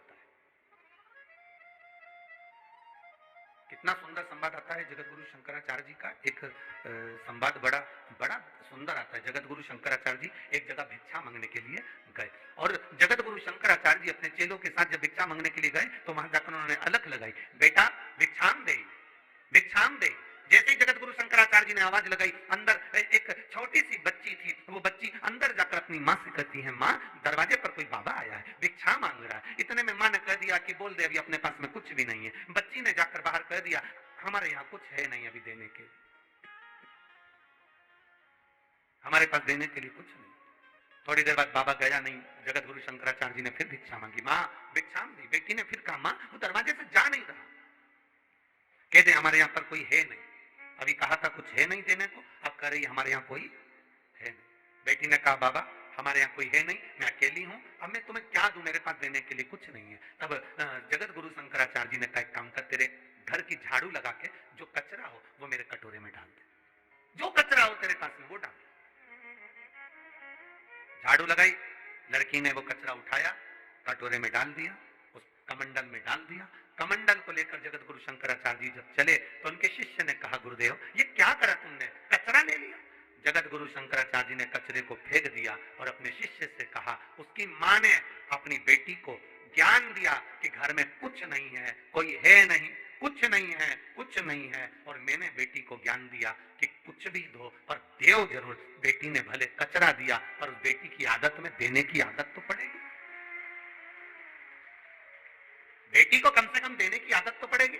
जिस घर में माता पिता के संस्कार ऐसे होते हैं, जा मना कर दे, नहीं है, दरवाजे पर जाकर बाबा से मना कर दे, नहीं है, नहीं है, हमारे यहाँ कुछ नहीं है। जिस बच्चों की आदत घर के लोग ऐसा डाल देते हैं कि कुछ नहीं है, कुछ नहीं है, नहीं देना, नहीं देना, नहीं देना, नहीं है, बस वो बेटी की आदत हो जाती है। ससुराल में जाने के बाद रोज उसके मुंह पर एक ही शब्द रहता है, चाय की पत्ती नहीं है, शक्कर नहीं है, दूध नहीं है, घी नहीं है, बच्चों को पहनाने के, बोल दो तुम तो बोलो, कपड़े नहीं है, मेहमान में जाएं तो बच्चों को क्या पहनाऊं, बच्चों को स्कूल जाने के जूते नहीं है, उसके मुंह पर एक शब्द रहता नहीं है, बस नहीं है। जिसके संस्कार ऐसे पड़े होते हैं और एक घर की बहू वो भी होती है, घर में कुछ भी नहीं है तो भी प्रसन्न होकर कहती है, थोड़ा बैठो मैं कुछ बना कर लाती हूँ, देख लेती है, घी नहीं है, तेल तो है, देख लेती है, ये नहीं तो दूसरा कोई सामान तो है, दरवाजे पर आया हुआ खाली ना जाए, ये घर के संस्कार बताते हैं। आज माँ ने अपनी बेटी को, उस ब्राह्मणी ने अपनी बेटी को संस्कार दिया।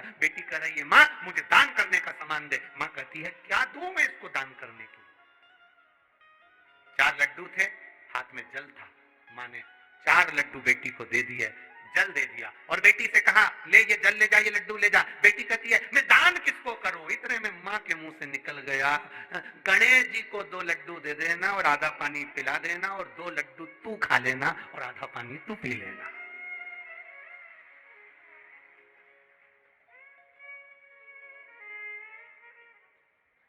ये संस्कार है। ये नहीं कहा कि कहा गणेश जी को 2 लड्डू दे देना और आधा पानी तू पी लेना और आधा पानी गणेश जी को पिलाना, ले जा जा। अब बेटी दान के लड्डू, बासी रोटी के चूरा करे हुए 2 लड्डू, 4 लड्डू लेकर गई। 2 किसके हैं? जम के बोलो जरा। गणेश जी के। और 2 किसके हैं? लड़की। आधा पानी किसका? गणेश जी का। आधा पानी बेटी लेके चली। अब बासी रोटी का चूरा का लड्डू, आज के जमाने में बासी रोटी का चूरा करके अगर घर के किसी सास बहू को दे दे या बहू सास को दे दे तो दोनों के मुंह भगोने जैसे हो जाते हैं, भगोने जैसे। और वो भगोना भी ऐसा जो बहुत दिन से नहीं मंजा ही नहीं है, ऐसा भगोने जैसा। और इंतजार करती है बहू, इंतजार करती है अपने पति को, देख लो तुम्हारी मम्मी को, मेरे को 4 दिन घर में काम नहीं करना था ना तो मुझे बासी रोटी खाने को दी है, मैं रजस्वला धर्म से हो जाती हूँ तो मुझे खाने को भी ठंडी रोटी मिलती है। और फिर इधर सास भी कह देती, देख ले तेरी बहू को मुंह में दांत नहीं तो भी बासी रोटी खाने को देती है। बेचारा पति बीच में मंदिर के घंटे की तरह टंगा है।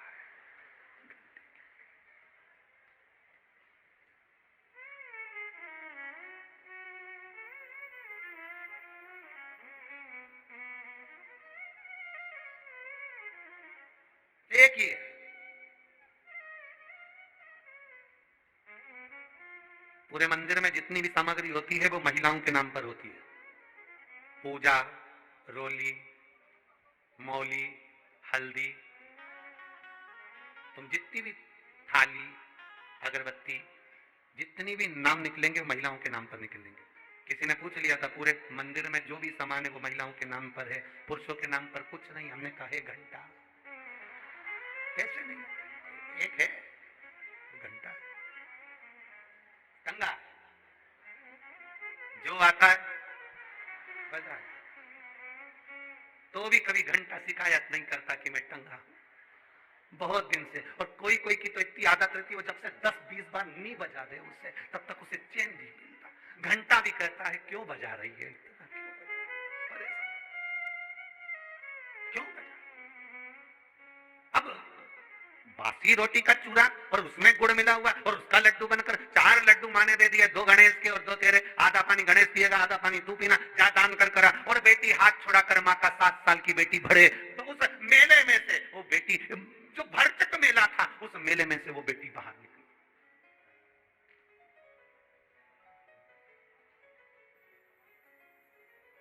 एक पत्र आया बहुत बड़ा है,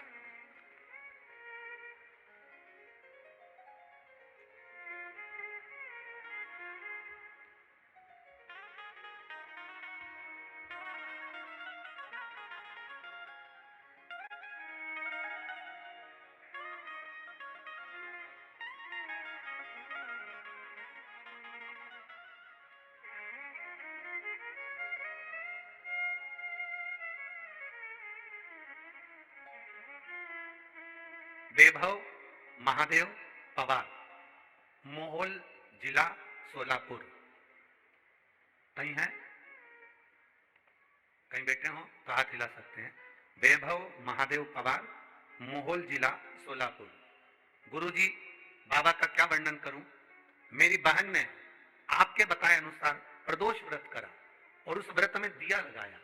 दीप लगाने का फल यह मिला कि मेरी बहन के घर संतान नहीं थी, तो 8 साल के बाद मेरी बहन का गर्भ ठहरा और उसके यहाँ संतान हुई। गुरुदेव संतान तो हो गई, हम 3 बहन अपने पिताजी को साथ में लेकर अब ये विचार कर कर बाबा से प्रार्थना करी कि तुमने संतान दी है तो हम सीहोर जाकर प्रणाम करेंगे। कावड़ यात्रा में हम सीहोर पहुंच गए। गुरुदेव हमारी बहन और तीनों बहन और हम सब जब कावड़ यात्रा में गए, बच्चा छोटा था तो बहन बच्चे को लेकर कावड़ यात्रा की भीड़ में नहीं जा सकी। मैं अकेला कावड़ लेकर चला, पर हमारी बहन और बच्चा दोनों की दोनों इस भीड़ में पीछे आगे रह गए, मिल ही नहीं रहे थे। हम बहुत ढूंढे, थोड़ी देर बाद मिल गए, बच्चा और बहन दोनों प्राप्त हो गए। पर कावड़ यात्रा में इतनी भीड़ थी कि कुबेरेश्वर धाम के दर्शन नहीं हो पाए। तो मेरी बहन ने भी दरवाजे के बाहर एक कंकर को उठाकर लेकर आ गई और बाबा से कहकर आई, अब हम तुम्हारे यहाँ आ गए हैं, अब कुछ भी हो तुम्हें महाराष्ट्र आना है। और बाबा से कहकर आई, मेरी बहन यहीं पुणे में रहती है तो बाबा को निमंत्रण देकर आई कि तुम्हें आना पड़ेगा। और आज हम प्रसन्न इसलिए हैं कि तुम कहते हो गुरुजी बाबा 3 महीने में सुनता है, कावड़ यात्रा में निमंत्रण देकर आए थे, 1 ही महीने में पहुंच गए। एक ही शिव तत्व इसी को कर। आपका विश्वास, आपने अपने बच्चों को क्या दिया है, संस्कार कैसे दिए हैं। हारना तो नहीं सिखाया अपने बच्चों को। ये शिव महापुराण की कथा किसी को हारना नहीं सिखाती। शिव महापुराण की कथा कहती है जब दुनिया से हार जाओ तब आखिरी में मेरे बाबा कुबेरेश्वर के दरवाजे पर जाकर एक कंकर की पूजन कर, एक कंकर की पूजन। बहुत लोग कहते हैं कुबेरेश्वर धाम पर शिव जी नहीं बैठे, लोग कहते हैं कुबेरेश्वर धाम पर प्राण प्रतिष्ठा नहीं हुई। कुबेरेश्वर धाम पर अभी पूरी व्यवस्था नहीं है, सब काम चल रहा है, निर्माणाधीन है। ना वहां पर ज्यादा ठहरने की व्यवस्था है, ना वहां पर रुकने की व्यवस्था है, ना वहां पर पूरी कोई व्यवस्था है। वहां तो अभी इतने लेख बात भी तैयार नहीं कि हम तुमसे कह दें कि आपको वहां पूरी व्यवस्था, ना ना ना। वहां तो केवल वहां का कंकर और शंकर, जिसने दिल से, स्थान है कंकर शंकर का, जहां पर हम कंकर की पूजन करते थे शंकर मानकर, उस स्थान पर आप भी बैठकर एक बार दिल से कंकर शंकर की पूजन कर कर आना और दिल से बोल कर आना, बाबा तू मेरे साथ चल, मेरा कल्याण करना और मेरी झोली खुशियों से भरना। वो फिर बुला लेगा, फिर बुलाएगा। क्या है कुबेरेश्वर धाम पर? हम कहते पूरी दुनिया में शिव है, पर कुबेरेश्वर धाम की धरा पर कंकर शंकर है, कंकर शंकर है। शिव की प्राप्ति का केंद्र बिंदु। ले 2 लड्डू तेरे, 2 लड्डू गणेश को दान कर देना। अब माँ के मुंह से निकल गया, गणेश को दे देना।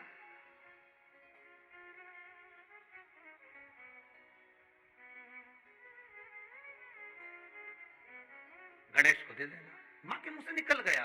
अब माँ करे क्या? बेटी ने हाथ छुड़ाया, भीड़ बहुत थी और बेटी माता का हाथ छुड़ाकर चल दी उसको ढूंढने के लिए। मेरी माँ ने कहा है 2 लड्डू गणेश को देना। अब गणेश को बेटी ढूंढ रही है, गणेश मिलेगा। ढूंढते ढूंढते बेटी जंगल की ओर बढ़ गई, सिद्धकोट की ओर बढ़ गई, जंगल की ओर। उसको नहीं मालूम कि वो कहां पहुंच गई, उसको नहीं मालूम। माँ बेटी को ढूंढ रही है, बेटी माँ को ढूंढ रही है। बेटी माँ को नहीं ढूंढ रही, बेटी गणेश जी को ढूंढ रही है। 2 लड्डू देना है, पानी पिलाना है, फिर मेरे को लड्डू खाना है और पानी पीना है, दान करना है मुझे। गणेश जी मिले तो सही। ढूंढते ढूंढते जंगल में पहुंच गई, भीड़ से दूर, भयंकर जंगल, भयंकर वन। बेटी उस जंगल में, उसको भय नहीं है, माँ को भय है मेरी बेटी कहां चली गई, पर बेटी को भय नहीं है क्योंकि वो ढूंढने गणेश जी को गई है। जो शंकर को ढूंढता है, जो परमात्मा को ढूंढता है, उसको वीराने में भी भय नहीं होता। जो संसार को ढूंढता है वो भय खाता है।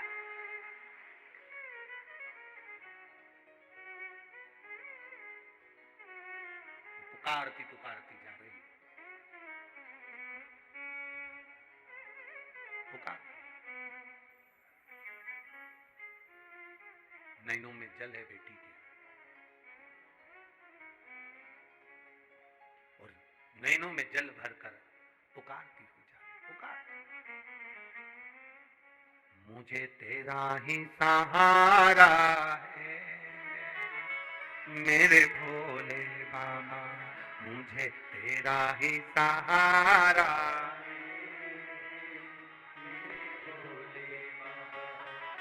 कब से खड़े हैं झोली पसार, क्यों न सुने तू मेरी पुकार।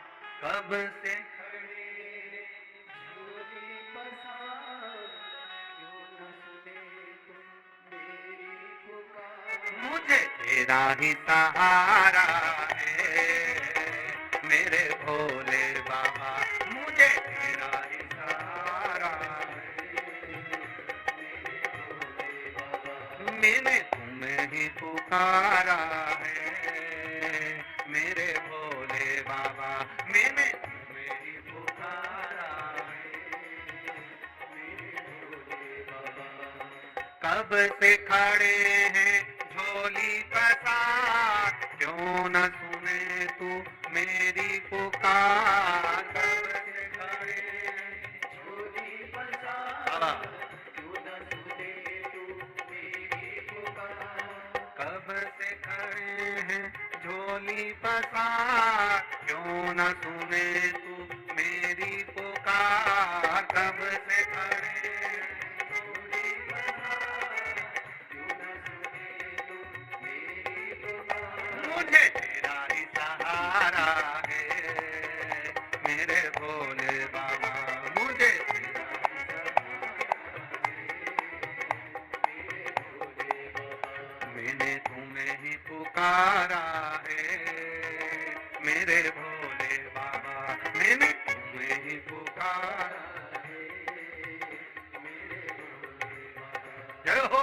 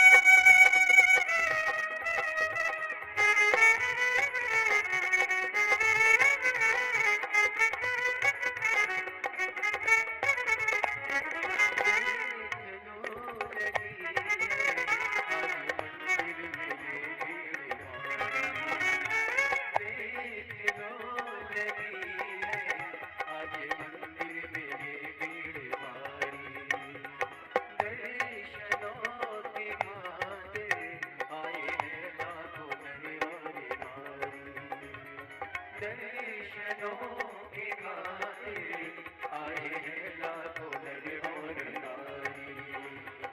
आ जाए भोले बाबा, आ जाए भोले बाबा, तीनों ने पुकारा है मेरे भोले बाबा, तीनों ने पुकारा है मेरे भोले बाबा।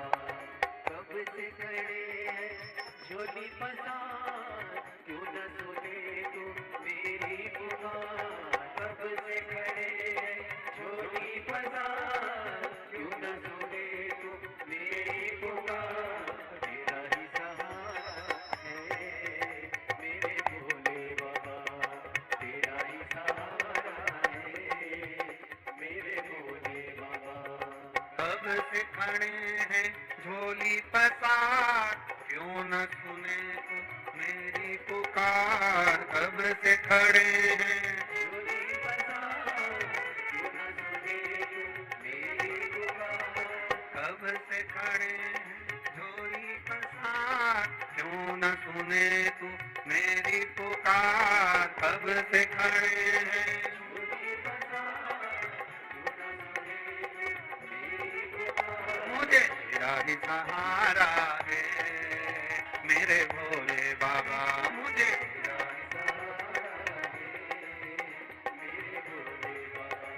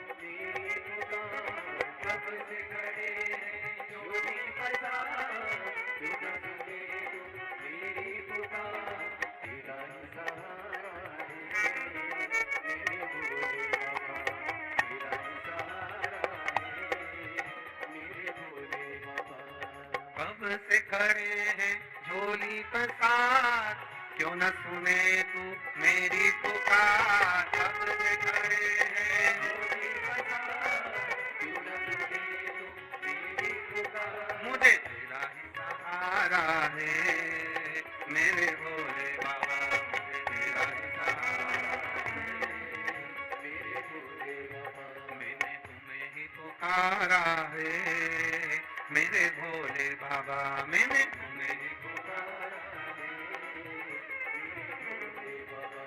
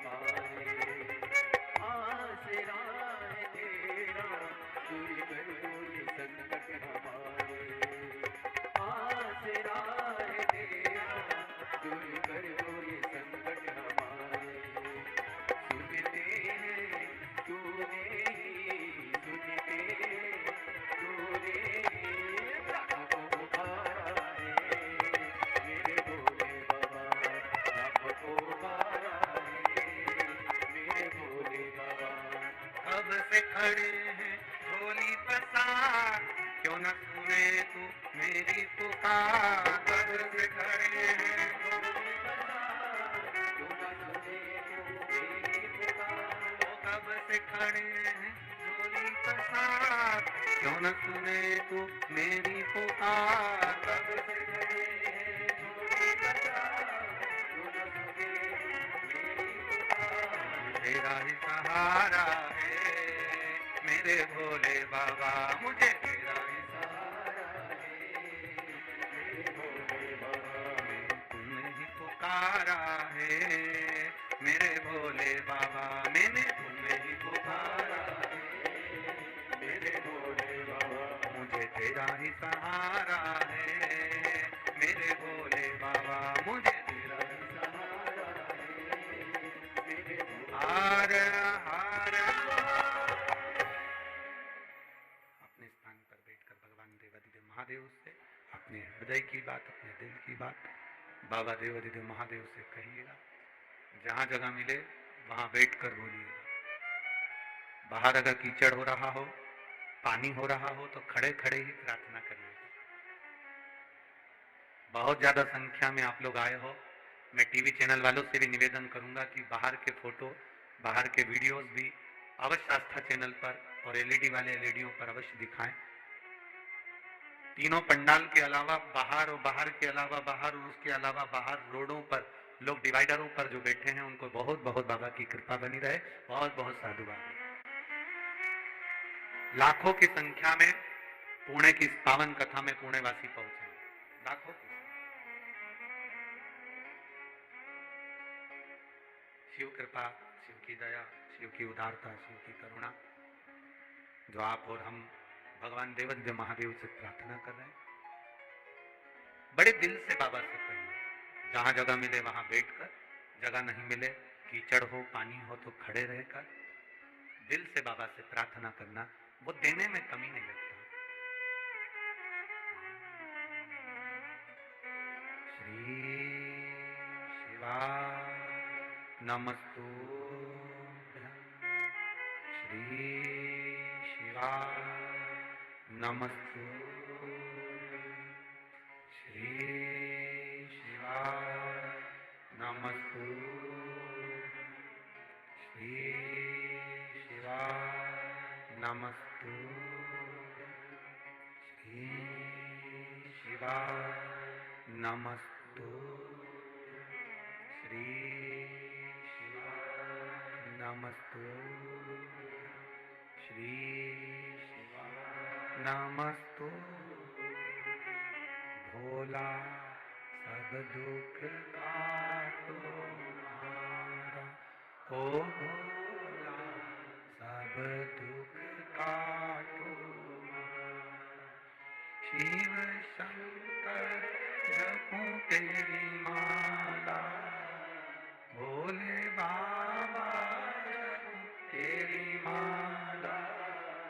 भोला सब दुख काटो हमारा, ओ भोला सब दुख काटो हमारा। वेश मंगल मंगलकारी, वेश मंगल मंगलकारी। शमशान वासी हमारा, शमशान वासी हमारा। ओ भोला सब दुख काटो हमारा, ओ भोला सब दुख काटो। शिव कथा कहती है, आप विश्वास के साथ शिवाराधना करिए। बेटी ढूंढते ढूंढते गणेश जी को थक गई, मां ढूंढते ढूंढते बेटी को थक गई, मिल ही नहीं रहा।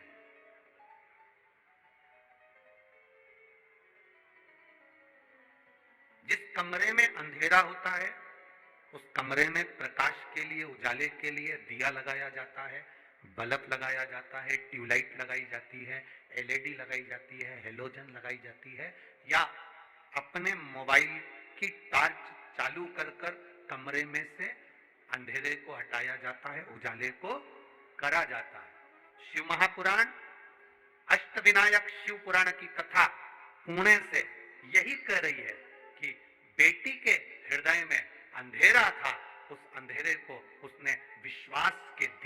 गणेश जी को प्राप्त करने का प्रयास किया। ढूंढ रही है। मां को लगा मेरी बेटी घर पहुंच गई होगी। मां ढूंढते ढूंढते घर पहुंच गई, घर पर भी बेटी नहीं थी। अब रो रही है मां, मेरी बेटी कहां चली गई, भूखी होगी और बेटी वन में। धीरे धीरे दिन ढलने लगा, शाम होने लगी। शाम होते हुए बेटी डरी नहीं है, बस एक जगह पर बैठकर, गणेश, ओ गणेश, भूख लग रही है। गणेश, मेरी मां ने कहा है 2 लड्डू तुझे देना है, आधा पानी तुझे देना है, 2 लड्डू मैं खाऊंगी, आधा पानी मैं पीऊंगी। गणेश, ओ गणेश, भूख लग रही है। छोटी सी लड़की वन में, जंगल में, ब्राह्मण की बेटी छोटी सी जंगल में आवाज लगा रही है।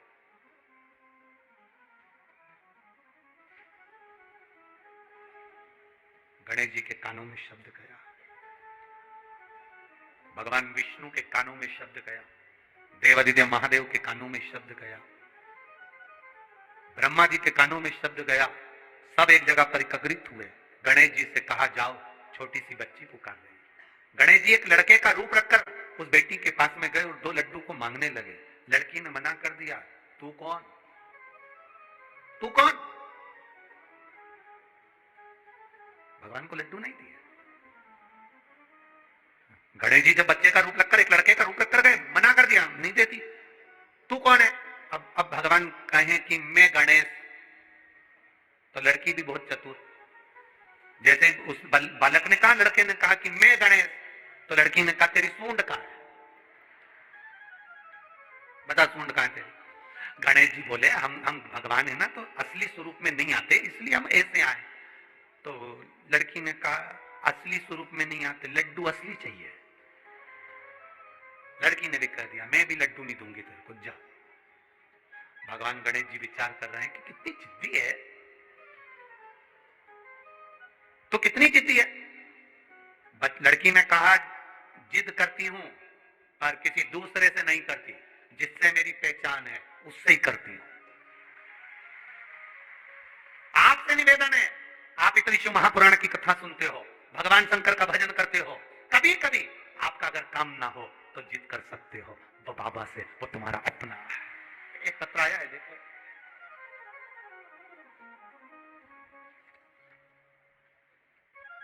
गुरुजी, मेरा नाम राधिका रामचंद्र पाटिल है। मैं गांव मितवाली, तहसील चोपड़ा, जिला जलगांव की रहने वाली हूँ। कहीं बैठी हो तो हाथ उठा सकती हैं, कहीं बैठी हो तो आती हैं। बच्चे आए हैं के साथ में लाए हैं, ठीक है, ला सकते हो उस बच्चों को, तो धीरे धीरे आगे लेकर आओ मंच के पास में। दोनों बच्चों को लिया। जिद किसको कहते हैं, जिद्दी किसको कहते हैं, ये पत्र से देखिए, इस पत्र में क्या लिखा है। गुरुजी, मेरा नाम राधिका रामचंद्र पाटिल है। मैं गांव मितवाली, तहसील चोपड़ा, जिला जलगांव की रहने वाली हूँ। मेरा कार्यकर्ताओं से निवेदन है, उनके दोनों बच्चों को और उस माँ को और उसके पिता पर आए हो तो लेकर आइएगा। जलगांव की रहने वाली हूँ। मेरी पति यहाँ पुणे में गोला बारूद फैक्ट्री में काम करते हैं। गुरुजी, मेरी शादी को 11 साल हो चुके थे, पर मेरे यहाँ संतान का सुख नहीं था। बाबा, आपकी शिव महापुराण की कथा टीवी पर सुनते थे, आपने उसमें बताया था कि जिस नारी का गर्भ नहीं ठहरता वो सफेद आंकड़े की जड़ का प्रयोग अवश्य करे। अपने पति के साथ जाए, सफेद आंकड़े की जड़ लेकर आए, शिवजी पे से 21 बार घुमाकर तुमरुकेश्वर महादेव का नाम लेकर कमर में शंकर भगवान का शिवलिंग का दर्शन करे, नंदी के पास में खड़े होकर शिवलिंग का दर्शन करते हुए उस जड़ को बांध ले। बाबा, मैंने वो करा पर मेरा गर्भ नहीं ठहरा। अब मैं करूं तो करूं क्या? मैं बाबा से प्रार्थना करती पर फिर भी नहीं सुनते, तो भी मेरा रजो धर्म आ जाता। बाबा सुनने को तैयार नहीं, अब मैं करूं क्या? तब मैंने शिवजी का दूसरा प्रयोग आपने बताया था, पीपल के पत्ते का दूध में उस पत्ते को समर्पित कर कर उकाल कर उसका पान करने का। शिवजी का वो चढ़ा हुआ पत्ता में पान करती। बाबा का मैं क्या गुणगान करूं गुरुदेव, बस केवल पशुपति। और वो प्रयोग जब प्रारंभ किया, 3 महीने भी पूरे नहीं हुए और बाबा की कृपा से मेरा गर्भ ठहर गया। अब गर्भ तो ठहर गया, डॉक्टर को दिखाया तो उसने कहा कि तुम्हें संतान का सुख है, अब तुम्हारा गर्भ ठहरा है। जो डॉक्टर कहता था तुम्हारे यहाँ संतान नहीं होगी, तुम्हें सुख नहीं है संतान का, 11 साल से जहां इलाज चल रहा था सब हार चुके थे, तब मेरे बाबा ने मेरी गोदी में संतान दी बाबा। और गर्भ ठेर गया। डॉक्टर को अंदाजा नहीं था कि इसके गर्भ में 2 बच्चे हैं। वो तो हमेशा कहता रहा कि तुम्हारे गर्भ में एक संतान का सुख है, पर जब समय आया और बाबा की कृपा से मेरे गर्भ से 2 बच्चों ने जन्म लिया। आप कहते हो गुरुदेव, देवता देते हैं पल्ला झाड़कर और महादेव देता है छप्पर फाड़कर। ये शिव तत्व, ये शिव घड़ी है। मैंने दोनों बच्चों का फोटो भी लगाया है गुरुदेव, और दोनों बच्चों को रोज कथा सुनाने के लिए यहां लेकर आती हूं। दोनों को फोटो भी लगे हैं, देख लीजिए आप लोग। शिव तत्व है। एक पत्र और बड़ा सुंदर आया है, देखिए।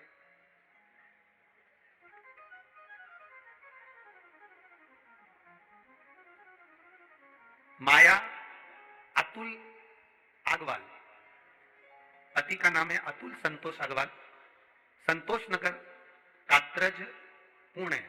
कात्रज ही है, हाँ कात्रज पुणे। और फोन नंबर लिखा है उनका। कहीं बैठी हो तो हाथ हिला सकती हैं। आप ही हैं? बच्चे को लेकर आए हैं क्या? बच्चे को लाए हैं तो गोदी में ले लें या हाथ हिला दें। हाँ ठीक है। गुरुदेव, हमारी शादी को कई साल निकल गए थे, संतान का सुख नहीं था, कोई दवाई असर नहीं कर रही थी। कई जगह से हमने गोदी भरवाई, संतान का सुख नहीं हुआ गुरुदेव। किसी ने कहा टीवी पर शिव महापुराण की कथा आती है, उसको सुनो। हमने टीवी पर कथा सुनना प्रारंभ करा, पशुपति व्रत करना प्रारंभ करा, सफेद आंकड़े की जड़ का प्रयोग भी किया। 1 बार नहीं 5 बार किया, फिर भी संतान का सुख नहीं आया। पशुपति व्रत भी हमने 2-3 बार करे, पर संतान का सुख नहीं आया गुरुदेव। हम कर कर कर थक गए, आखिरी में भी संतान का सुख नहीं आया गुरुदेव। तब किसी ने कहा एक बार कहीं पंडाल में जाकर शिव महापुराण की कथा सुनना चाहिए, अगर बाबा दे देगा तो वही प्रदान कर देगा। गुरुदेव, संभाजी नगर में हम कथा सुनने के लिए गए, और जैसे ही संभाजी नगर में कथा सुनने के लिए गए, कथा में सुनने के लिए बैठे ही थे, और बाबा हम कथा सुनने के लिए बैठे और हमारा रजो धर्म का अभाव आ गया। रजो धर्म आया तो मैं कथा के पंडाल से बाहर चली गई। बाबा से मैंने प्रार्थना करी, अब तो मैं कथा सुनने के लिए आई थी और तूने मुझे कथा नहीं दी, अब कुछ भी कर, पर मेरा गर्भ ठहरना चाहिए। मेरा रजो धर्म आया तो भी मैं पंडाल के बाहर एक पेड़ के नीचे बैठकर कथा सुनती रही। मैंने पूरी संभाजी नगर की कथा एक पेड़ के नीचे श्रवण करी और बाबा से रोज प्रार्थना करी मेरा गर्भ ठहर जाए। मेरा रजो धर्म का समय भी गया, समय आया और बाबा को प्रार्थना कर कर मैं आ गई, क्या कुछ भी हो संतान तुझे देना है। बस मैं वहां से आई और बाबा की कृपा से 2 महीने बाद मेरा गर्भ ठहर गया। मैं बाबा को यहाँ प्रणाम करने के लिए, यह शिव तत्व। ओ घड़ी बचाया साथ में, लाए नहीं लाए तो हाथ हिला दो एक बार, हर हर महादेव। और जिनके जुड़वा हुए वो लाए हैं, आओ जरा लाओ लाओ। 11 साल के बाद हुए शिव तत्व। ब्याह ब्याह क्योंकि माता जी नहीं आई, आ रही है, तुम लाओ इनको लाओ।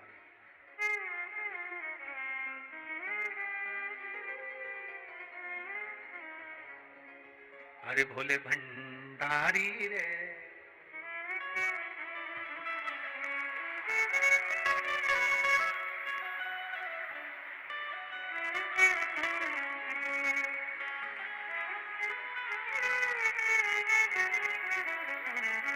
एक अशोक सुंदरी है और एक अशोक सुंदर है, 2 हैं।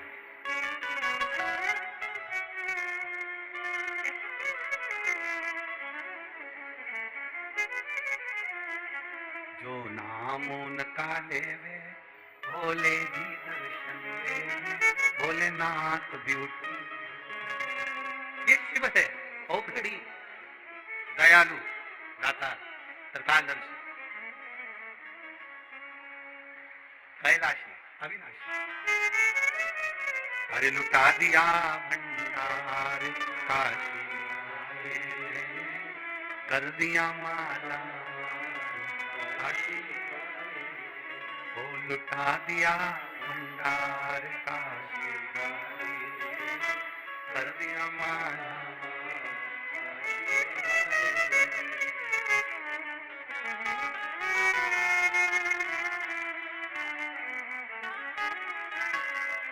अरे लुटा दिया, हाँ लुटा दिया, लुटा दिया। आ जाओ, पूरी व्यासपीठ का सामान उठा लेंगे। जो जोरदार ताली बजा मेरे भोले बाबा की।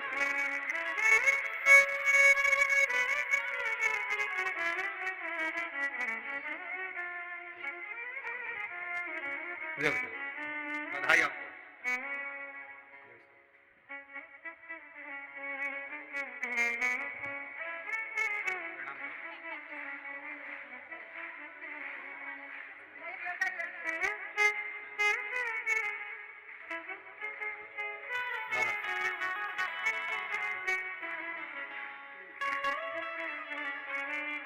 जोरदार ताली बजाकर बहुत बहुत धन्यवाद। बाबा कृपा शिव तत्व देवता देते हैं पल्ला झाड़ कर और महादेव देता है शिव तत्व है। उसने लिखा एक पत्र में कि कथा सुनने संभाजी नगर गई थी और गुरुजी वहां रजो धर्म आ गया, कथा नहीं सुनी, पंडाल से बाहर चली गई, पेड़ के नीचे बैठ गई, संतान का सुख नहीं, डॉक्टर बोले होगा नहीं, कई साल निकल गए, बाबा से किया ही पेड़ के नीचे बैठकर भी, तेरी कथा में आई थी और कथा नहीं सुन पाई, पंडाल में बैठकर पेड़ के नीचे सुनी है, पर स्वीकार तुझे करना है और झोली तुझे भरना है। 2 महीने के अंदर संतान बाबा ने दे दी। ये शिव तत्व है, ये वो घड़ी है, ये उसकी कृपा। कहा माँ रो रही है, मेरी बेटी कहाँ चली गई? बेटी उसके पास गणेश जी आ गए, बालक का रूप रखकर पहचान नहीं पा रही है। भगवान को पहचानोगे कैसे?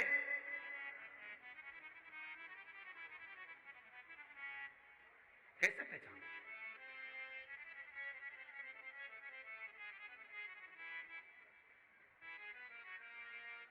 महाराज शिव पुराण कर रही, भगवान शंकर का संवाद कर रहा, शिव तत्व कर रहा। जहां तक रास्ता दिखे शिव कथा कर रही है, जहां तक रास्ता दिखे वहां तक जाओ, जहां तक रास्ता दिखे वहां तक जाओ, पहुंचो।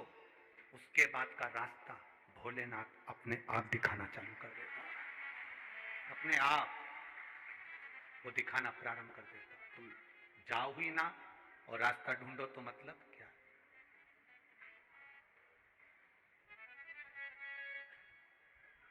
महाराज इस उम्मीद से मत फिसलो कि कोई तुम्हें उठाएगा, इस उम्मीद से मत फिसलो कि कोई तुम्हें उठाएगा, इस सोच से मत डूबो कि कोई तुम्हें बचाएगा। ये दुनिया तो एक अड्डा है तमाशा देखने वालों का, गिरा देख कर तुम्हें मुसीबत में तो यहां हर एक व्यक्ति तुम्हारा मजा उठाएगा। ये दुनिया के लोग केवल देखने हो, तुम्हारा विश्वास, तुम्हारी दृढ़ता, तुम्हारा भरोसा तुम्हें शिव तक लेकर जा सकता है। बेटी ने कहा मैं तुझे लड्डू नहीं दे सकती, मेरी माँ ने कहा था गणेश जी को दूंगी। तू कौन है? चल यहां से, मैं तुझे नहीं दूंगी। उस लड़के को लड्डू नहीं दिए, बासी रोटी के लड्डू थे, मोतीचूर के होते तो बात दूसरी थी, यहाँ तो बासी रोटी के लड्डू।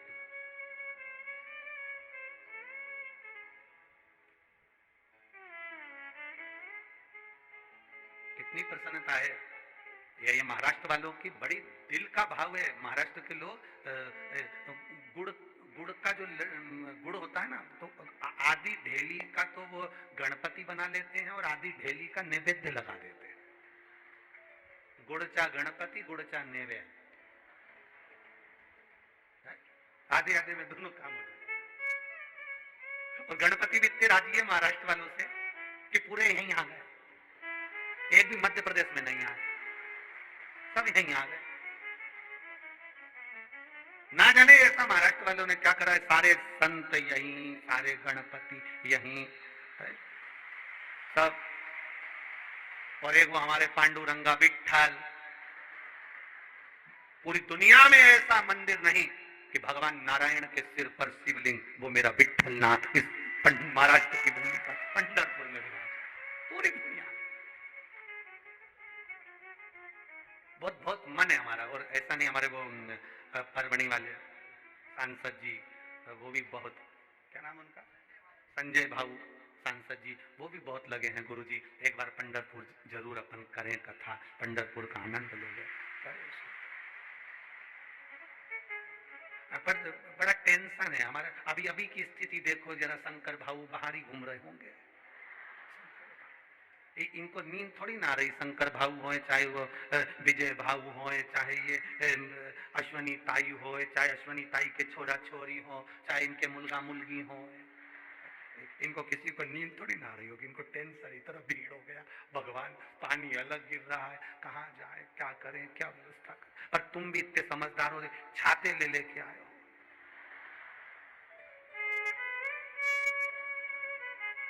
तो कई कई तो इतने विचित्र हैं, ऐसे आते हैं जैसे पिकनिक मनाने जा रहे हैं। भगवान मूंगफली भी लिया है, चना भी लिया है, और परमल, सेव और कांदा और टमाटर, और हमने तो जाते जाते देखा बड़ी ऐसे पूरी दरी बिछा हुआ, आज पानी गिर रहा है तो नजारा नहीं दिखेगा, नहीं तो वो तो ऐसी पन्नी मन्नी बिछा के सब ऐसा गोला बना के बैठ गए, माइक में कथा चली रही है,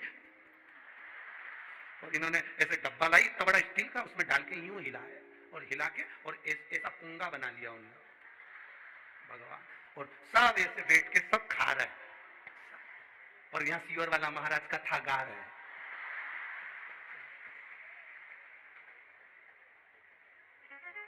तो मन तो हो रहा था कि इनसे पूछूं कि तुम कथा सुनने आए कि पिकनिक।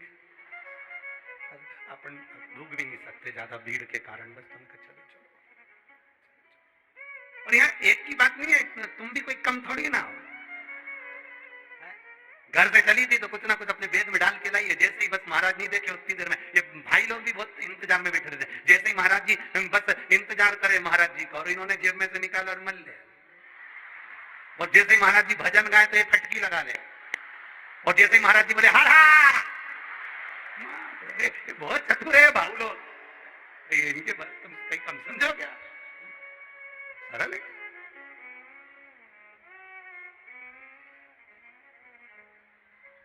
अरे माझा विठ्ठल पांडुरंगा, माझा विठ्ठल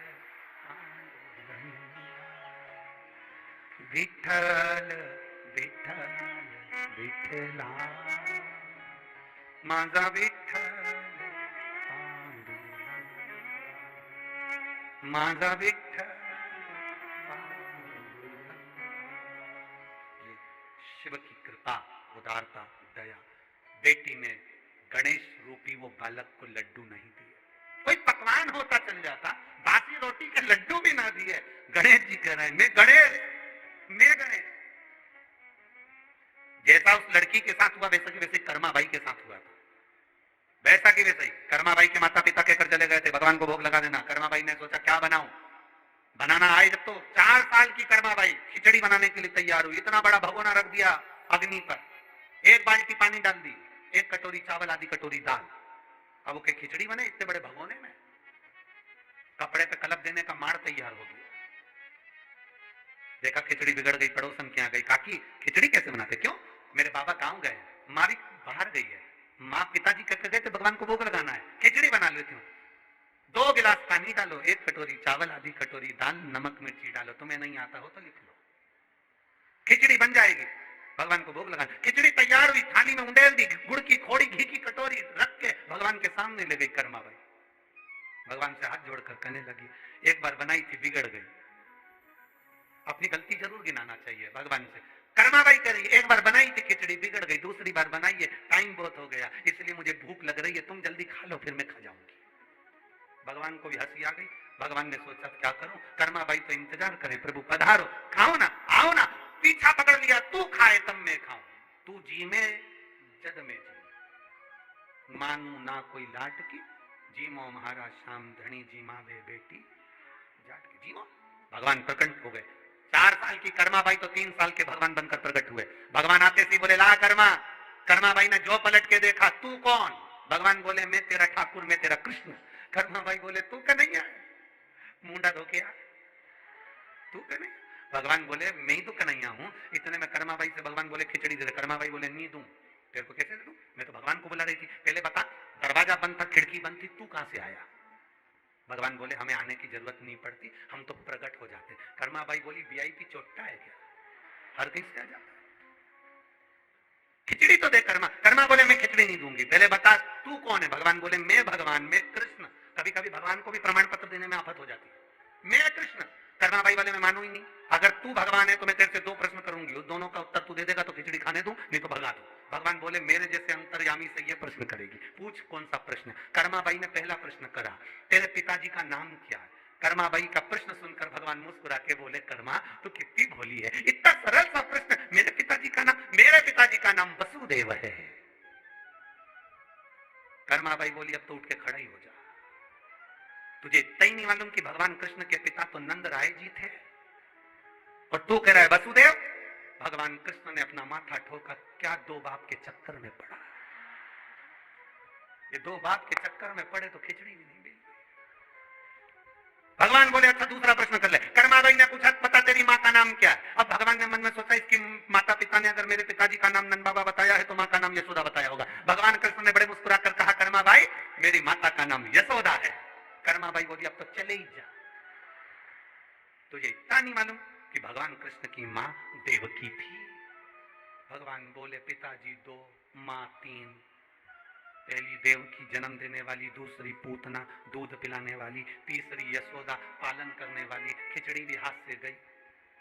भगवान जाने लगे, कर्माबाई ने आवाज लगाकर कहा रुक जा, अच्छा ये थाली में आधी तेरी आधी मेरी, इधर घी तेरा इधर घी मेरा, आधा गुड़ तेरा आधा गुड़ मेरा, अब तू खा ले इसके बाद मैं खा लूंगी। भगवान बोले मैं बिना पर्दे के नहीं खाता। कर्माबाई बोली पूरा निपटा जाएगा, मुझे लगता है सही, नहीं मैं मेरा हिस्सा खाऊंगा, मैं दूसरे का हिस्सा नहीं खाता। भगवान कर्माबाई ने कहा हमारे पास पर्दा मर्दा नहीं है, पर्दे बिगड़ तो जीमूंगा नहीं। भगवान 36 कली का लहंगा पहनी थी कर्माबाई, उन्हें अपना लहंगा आड़ कर दी, ले जीम ले। भगवान खाने लगे, कर्माबाई ने थोड़ा सा पर्दा हटा के देखा, पूरा तो नहीं खा लिया। कर्माबाई को लगा ये खा जाएगा। कर्माबाई ने पर्दा हटाकर बोला नहीं तू तो तेरा हिस्सा, मैं पक्का तेरी सौगंध में मेरा हिस्सा खाऊंगा। अब भगवान को तो मालूम था कि पूरा प्रसाद मेरे लिए बना, मेरा हिस्सा है, सब खा गए। आखिरी में एक गासा बचा, एक कोरा बचा। भगवान ने खिचड़ी को हाथ में लपेट कर जो खाने वाले थे, कर्माबाई ने भगवान का हाथ पकड़ लिया, छोड़ नीचे छोड़। भगवान के मेरा झूठा खाएगी, भगवान कर्माबाई के मैं तो सब खा जाऊंगी, तू छोड़ दे। भगवान छोड़े नहीं खिचड़ी, कर्माबाई हाथ नहीं छोड़े। कर्माबाई ने भगवान का हाथ पकड़ा और अपने मुंह में खिचड़ी का हाथ रख लिया। भक्ति हो तो कर्मा जैसी सांवरियो घरा हो, भक्ति है। लड़की कह रही है मैं लड्डू नहीं दूंगी तेरे को, नहीं दूं। भगवान बोले मैं गणेश, इतने में वो लड़की बोली कि तुम गणेश तो तुम्हारी सूंड कहाँ है। भगवान बोले हम ऐसे नहीं आते, हम तो रूप बदल के आते हैं। तो कर्मा वो लड़की बोली कि तुम रूप बदल के आते हो कोई बात नहीं, पर हम लड्डू ना देंगे तुमको, चाहे कुछ भी। नहीं दिया, रखा लड्डू ना, कहा। इतनी जिद भगवान गणेश जी कर रहे हैं, इतनी जिद कर रहे हैं कि वो जिद के आगे बेटी सुनने को तैयार है। अभी बच्चे अगर जिद पे अड़ जाए तो कोई माने, वो माने। शिव कथा कर रही है, सिद्धि विनायक गणेश जी की कथा कर रही है। दूसरे नंबर के विनायक है सिद्धि विनायक, जो जिद पर बेटी अड़ी है, ब्राह्मण की कन्या अड़ी है। कैसी जिद करती है वो वर्णन सुनेंगे आगे। यहाँ देवाधिदेव महादेव की आराधना माता सती ने करी और सती शिव को पाकर अपने प्राणों को यज्ञ अग्नि में कूद कर त्याग दी। और वही सती मैया हिमालय राज की बेटी पार्वती के नाम से विख्यात होकर भगवान शिव जी के साथ में अपना विवाह करती है। कल 18 तारीख को हरतालिका तीज है। बड़े दिल से पूजन करना, देवाधिदेव महादेव के फुलोरे के दर्शन करना, भाव के साथ में हरतालिका तीज की आप सभी को आज से ही बधाइयां देते हैं। खूब खूब साधुवाद। जहां जहां पर फुलेरा बंधे, अपनी कॉलोनी में, अपने मोहल्ले में, किसी जगह पर कहीं फुलेरे का दर्शन हो, 5 जगह पर जाकर फुलेरे का दर्शन अवश्य करें। और बन सके तो कोई वृक्ष की पत्ती पुष्प बाबा को अवश्य समर्पित करें। 1 अक्टूबर से 5 अक्टूबर तक कोटा राजस्थान में दशहरा मैदान में 2 बजे से 5 बजे तक शिव महापुराण की कथा का क्रम रहेगा। भाव से श्रवण करें। बाबा देवाधिदेव महादेव की कृपा से 7 अक्टूबर से 13 अक्टूबर तक शिवधाम कोड़िया छत्तीसगढ़ में 7 दिवसीय शिव महापुराण की कथा रहेगी। आस्था चैनल पर 2 दिन 1 बजे से 4 बजे तक आएगी, 2 बजे से 5 बजे तक आएगी। फिर बाकी के 5 दिन 2 बजे से 5 बजे तक रहेगी। 17 अक्टूबर से 21 अक्टूबर तक नागपुर महाराष्ट्र में शिव महापुराण की कथा रहेगी। भाव से अपन सब श्रवण करेंगे। पार्वती जी शिव जी के गले में जयमाला पहना रही हैं। जोरदार ताली बजाकर स्वागत करें। अब देवाधिदेव महादेव पार्वती जी के गले में जयमाला पहना रहे हैं। जोरदार ताली बजाइए। हर हर। सुंदर भाव से भगवान शंकर के मंगल विवाह का दर्शन यहाँ किया। बहुत भीड़ है, बुजुर्ग लोग निकले तो हाथ पकड़कर निकलना, अपनी अपनी गाड़ियों को धीरे चलाना, चेन अंगूठी मोबाइल पर्स का ध्यान रखना। कोई सामग्री आपकी खोती है तो उसके जवाबदार आप होते हैं। बड़े आनंद के साथ कल 18 तारीख को हरतालिका तीज, 19 तारीख को गणेश चतुर्थी की आप सभी को बहुत बहुत साधुवाद बधाइयां। गणेश जी 19 तारीख को बड़े प्रेम के साथ आप विराजमान करो, बड़े आनंद के साथ विराजमान करो। 18 तारीख को हरतालिका तीज, कल हरतालिका तीज का त्योहार रहेगा। भाव से आनंद के साथ कथा श्रवण करिए। हर हर। जय जय श्री राधे।